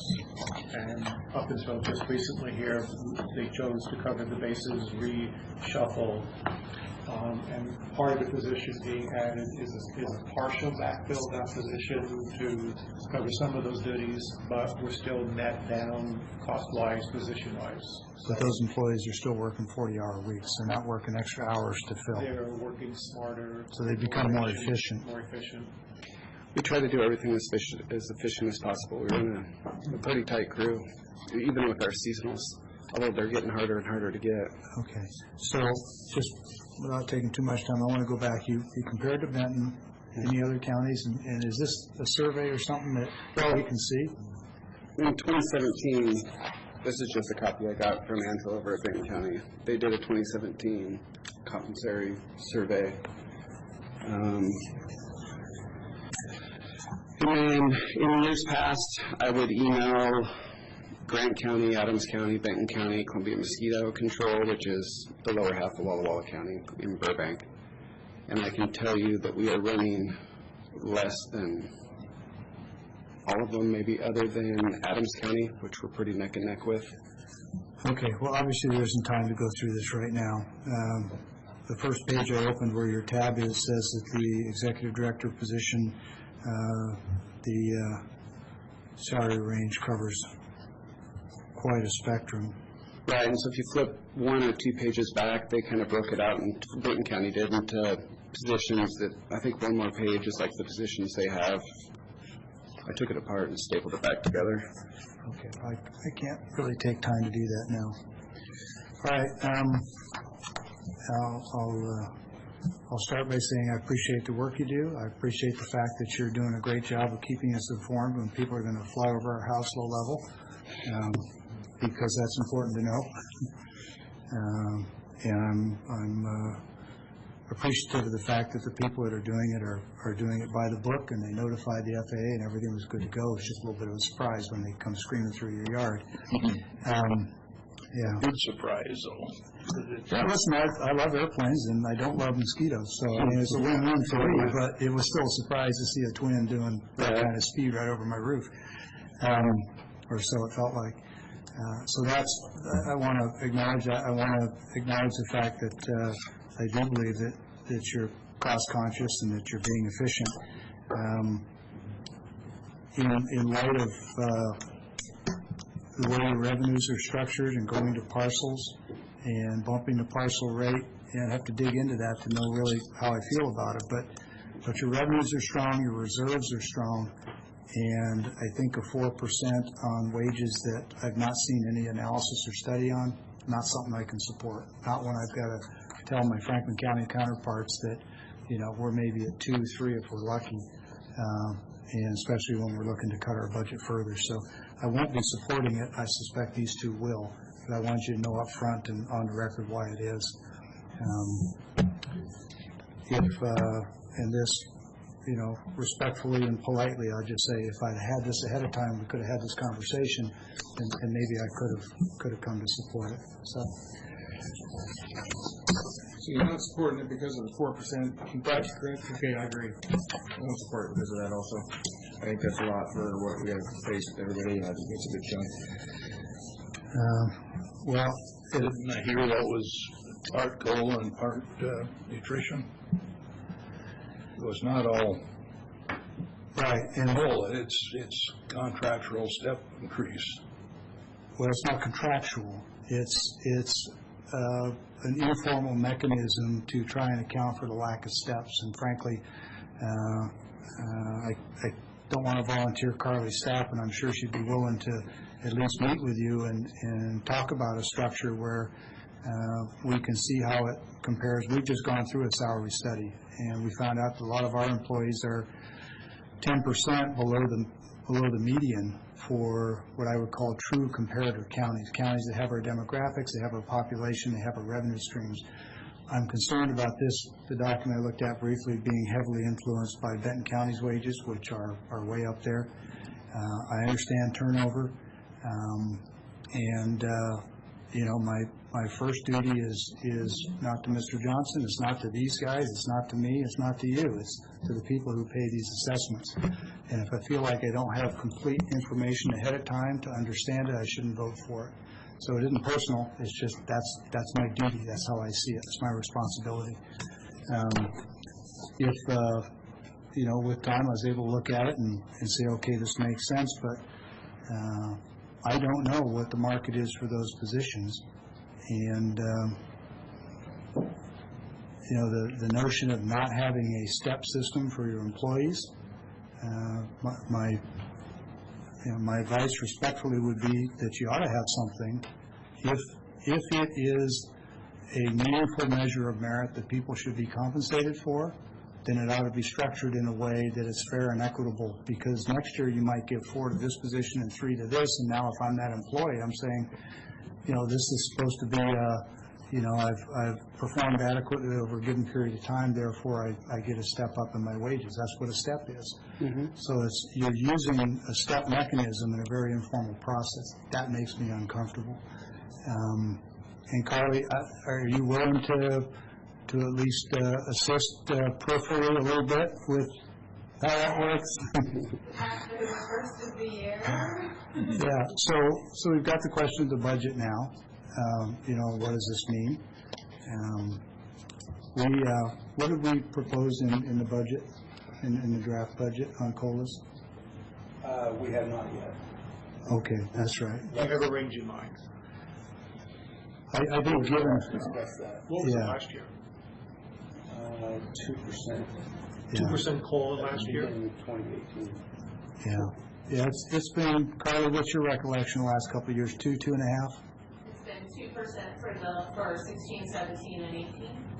Okay. And if you look at Social Security increases, those were kind of flat for the last 3 years, and it's about a 1% increase and about 2 to 3 this year. Well, we use West Coast cities as an information point, not as a determinant for what we pay, right? Correct. It's a measure, not a great one, but Right. kind of all we've got. But it's- you know, it doesn't dictate. It's 18's up over 17, 16 by. But the same, 2%, we've been flat, but yes, the 18. CPI is up this year over what it has been this year. Okay, and the word, okay, that's, okay. We noted that, yeah. It's been hovering. So who would you like to conduct that discussion with, Harley? Well, The you know, president or the director? You know, that's really not my place. All I'm saying is, well, I'll just be candid. If I had this last week, we'd had this conversation, and we'd have already worked this all out, and we'd be approving a budget today. I mean, I'm just going to be candid. I hope that's not too blunt. But here we are, where we are. We've got a meeting next week. I would say if you can bring in a budget, and of course, I'm just speaking for myself, not for anybody else, but if you bring in a budget that says we want to give this much for COLA, and we want to do this much for step increases, and you break that out, then at least we got something we can look at. Just a quick point. Our board is a voting board, so they approve this budget. You guys can sit over it as the Board of Equalization. If you want to, like, change the whole budget amount, like reduce it down 10,000, 5,000, whatever you'd like to do with it. And then... Are you elected commissioners? No, but the commissioners have appointees, then each city council has an appointee. So this is a special purpose district, so they pass it in a resolution, and I turn it in. Right. And so under state law, do you believe that that gives your trustees the authority to approve the budget and the increases? I believe so. Okay. So I can double check the RCWs, but I thought that's how it worked. So let's refer this to our legal folks, because that is a more important question than the budget. Our advice has always been that if this board appoints, then this board has a duty and a responsibility to approve those budgets. If commissioners are elected, as they are in fire districts, then those are independent taxing districts, and they have the authority to approve their own budgets. If that turns out to be the case, then you have my apologies. You don't need to bring the budget. You've already approved it. You can explain it to the taxpayers. If it turns out to be the other way, then it does need to come here and... Which I'm fine either way. If that's what needs to happen, it's just fine. I don't want to step on your toes. I just thought that's the way that it was. No, it's not about that. For me, it's about duties and responsibilities. If the duty and responsibility lies with your board, I'm delighted to have them be responsible for your budget.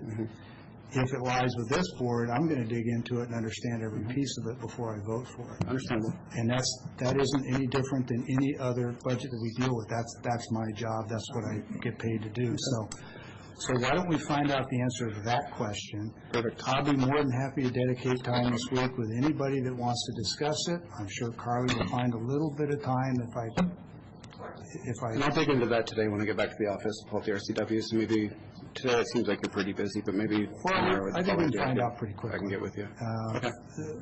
As I described this way, it's always been presented to us. And the premise is that if you're going to tax somebody, then the taxpayers have to have redress. Means they have to be able to vote somebody out of office for a budget they don't like.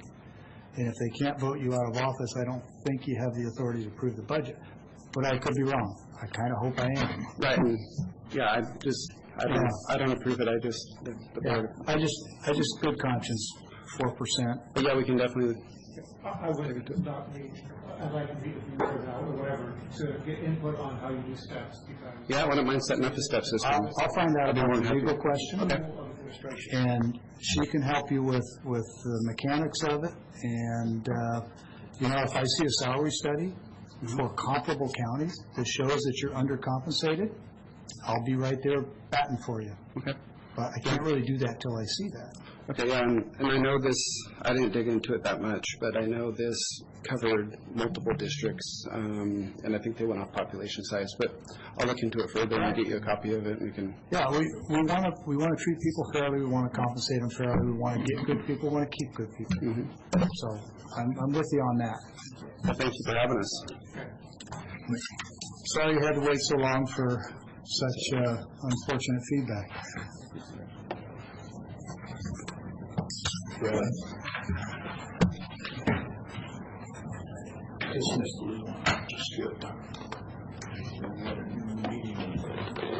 Yeah, at noon, but we've got, that's right, we've got some executives.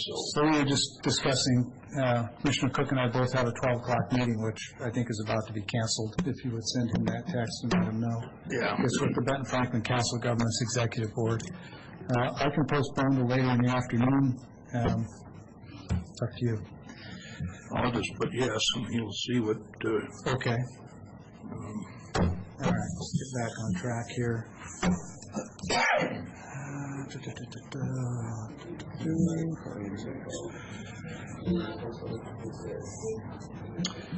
Okay, next item is step 6 hiring, or step 6 hire of a chief appraiser. I'm assuming this is a step 6 on a particular grade for a chief appraiser.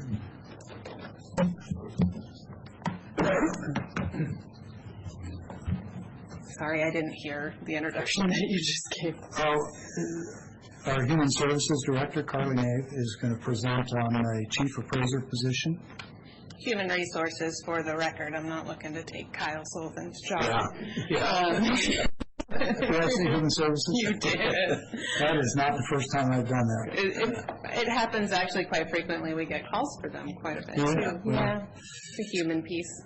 I am here on behalf of the assessor and the assessor-elect.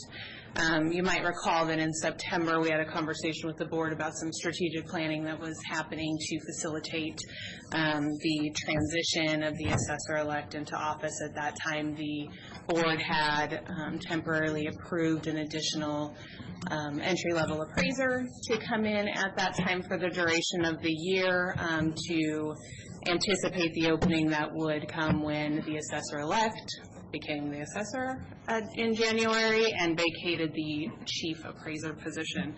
Now we are looking for approval to bring in the chief appraiser at a step 6, which otherwise would be brought in at a step 4 under the policy. So the assessor is requesting that those 2 additional steps in recognition of that candidate's education experience and her demonstrated leadership skills in past positions and within the Franklin County Assessor's Office. This ultimately it has almost an $8,000 fiscal impact for those couple extra steps, but ultimately will be a 2019 budget savings as the chief appraiser position was baselined over at a step 7 as it is currently occupied.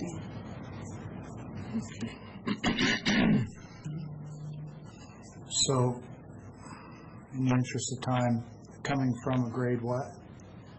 She's coming from a grade 16. Okay, to a grade? To a grade 18. Grade 18. So we've got a 16 to 18, and instead of coming in at an entry level, if this were coming in at a grade 18, step 1, what would that be? Step 1 would, under the policy, she would come in at a step 4. So there's no loss in wages? Correct. Okay, and so the 4 to 6 gap is the $79.65? Yes, that's the fully loaded cost of that gap. Okay, I'm glad you said fully loaded. The budgetary or the salary piece of that? I knew you were going to ask me that. Is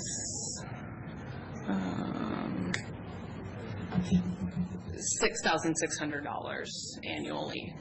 Okay, so $6,600.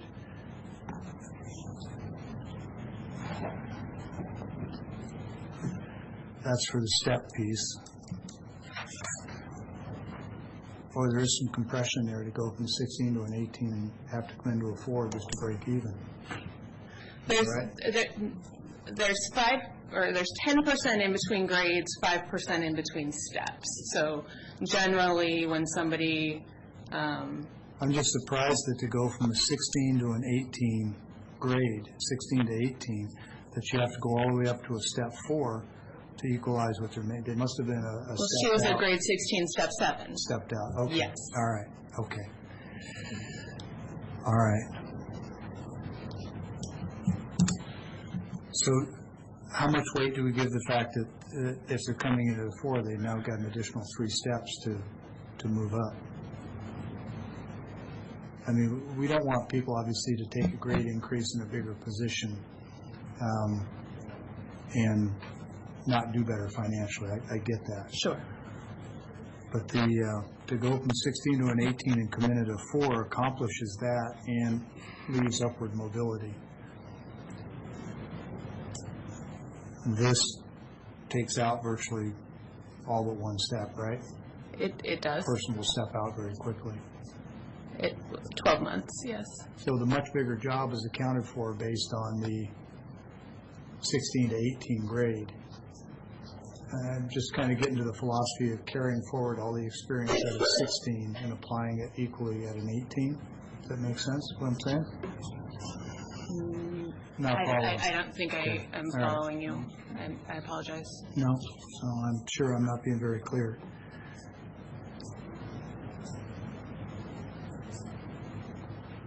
And this is funded now at? It's funded at a step 7. A grade 18, step 7. Okay, all right. I'm good. Also. Somebody want to move to approve as presented?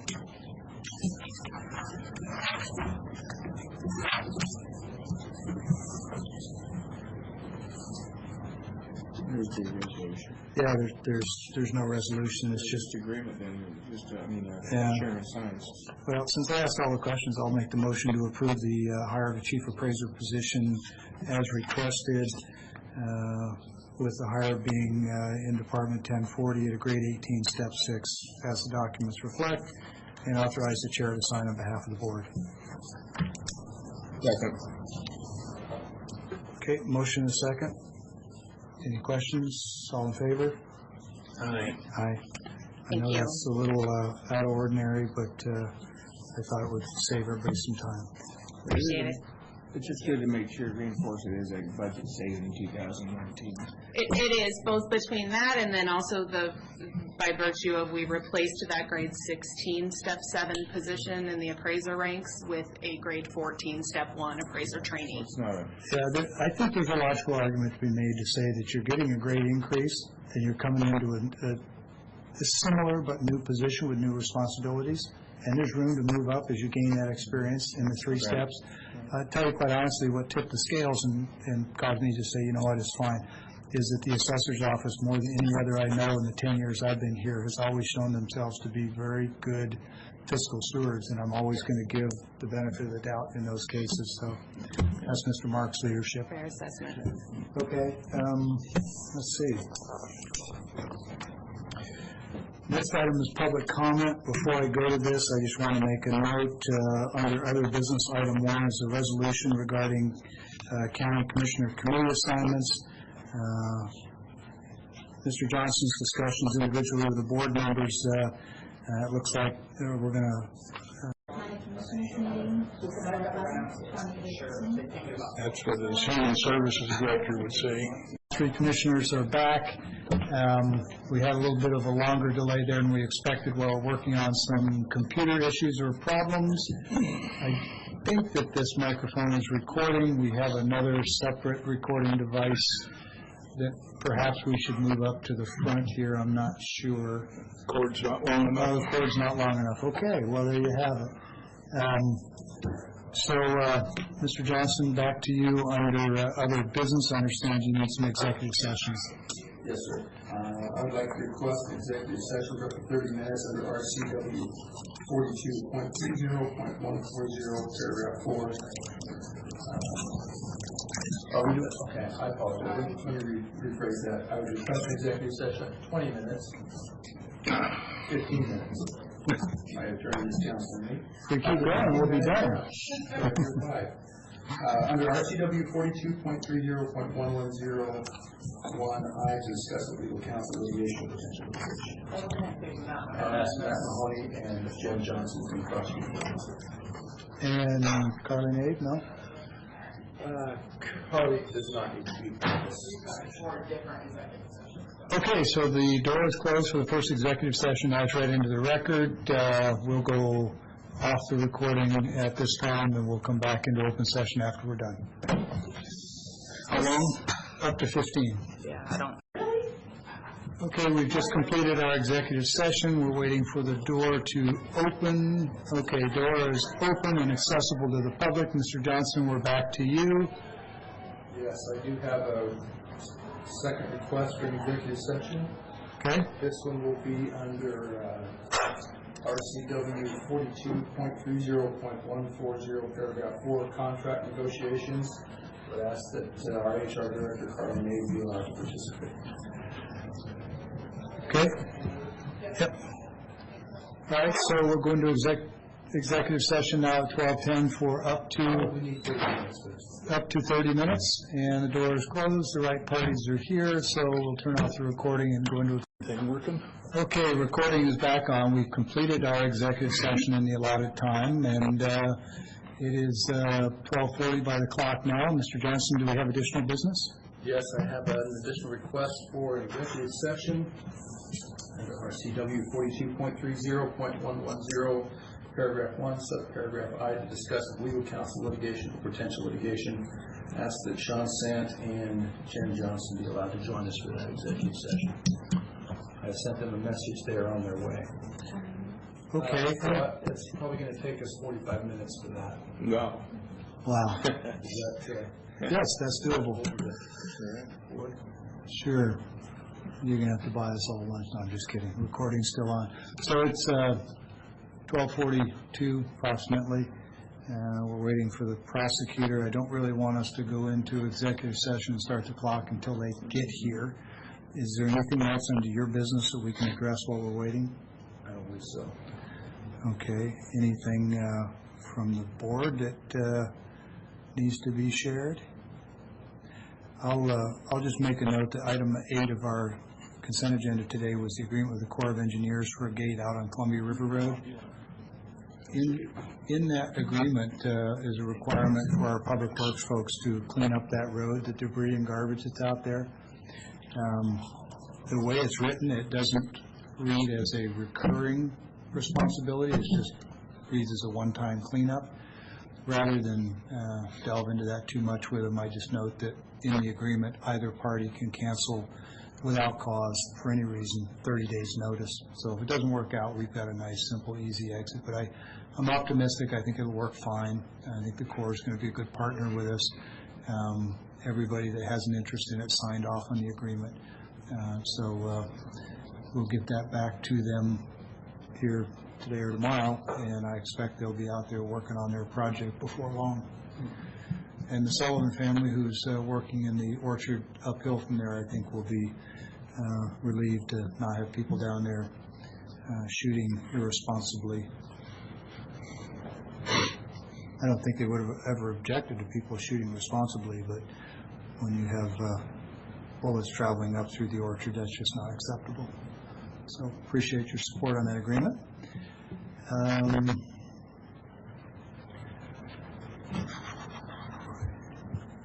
Any other business?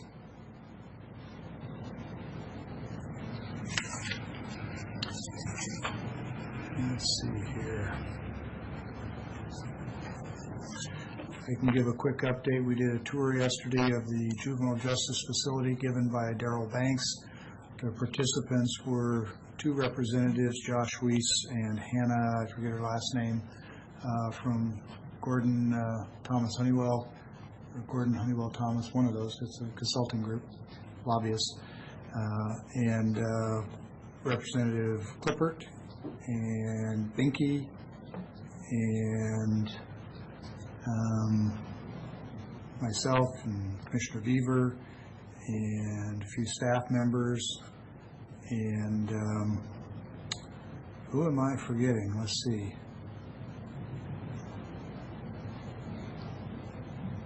Well, a few other folks anyway took a tour and sort of worked on refining the messages and the things that we need the governor's staff to appreciate about the need for a new facility. Key message takeaways are that it doesn't really change the incarceration part. The juvenile justice lockup is still necessary and remains essentially as is, but the new facility would add a lot of the wraparound facilities and programs for counseling and therapy and schooling and all the things that have been demonstrated to show a valuable improvement in the success rate of kids coming out of there, meaning more high school GEDs and graduations, less recidivism, and so forth. We're ready for you whenever you are. We're just filling in with some commissioner briefs on recent meetings. All right, so it's 12:45. We'll go ahead and close the door. We'll go into executive session at 12:46 for up to 45 minutes as requested and read into the record previously. So we're in executive session now. Okay. So we've concluded our executive session in the allotted time, no action taken. It is approximately 1:31, and unless there's other business, please tell me we can adjourn. Public comment. Could do that. Anybody from the public wishing to comment? Okay, not seeing anyone. Anybody else got anything before we adjourn? No other resolutions on this other business today? No, those will all be related to the budget that we'll hear next week. Okay, not seeing any other business, we are adjourned, thank you.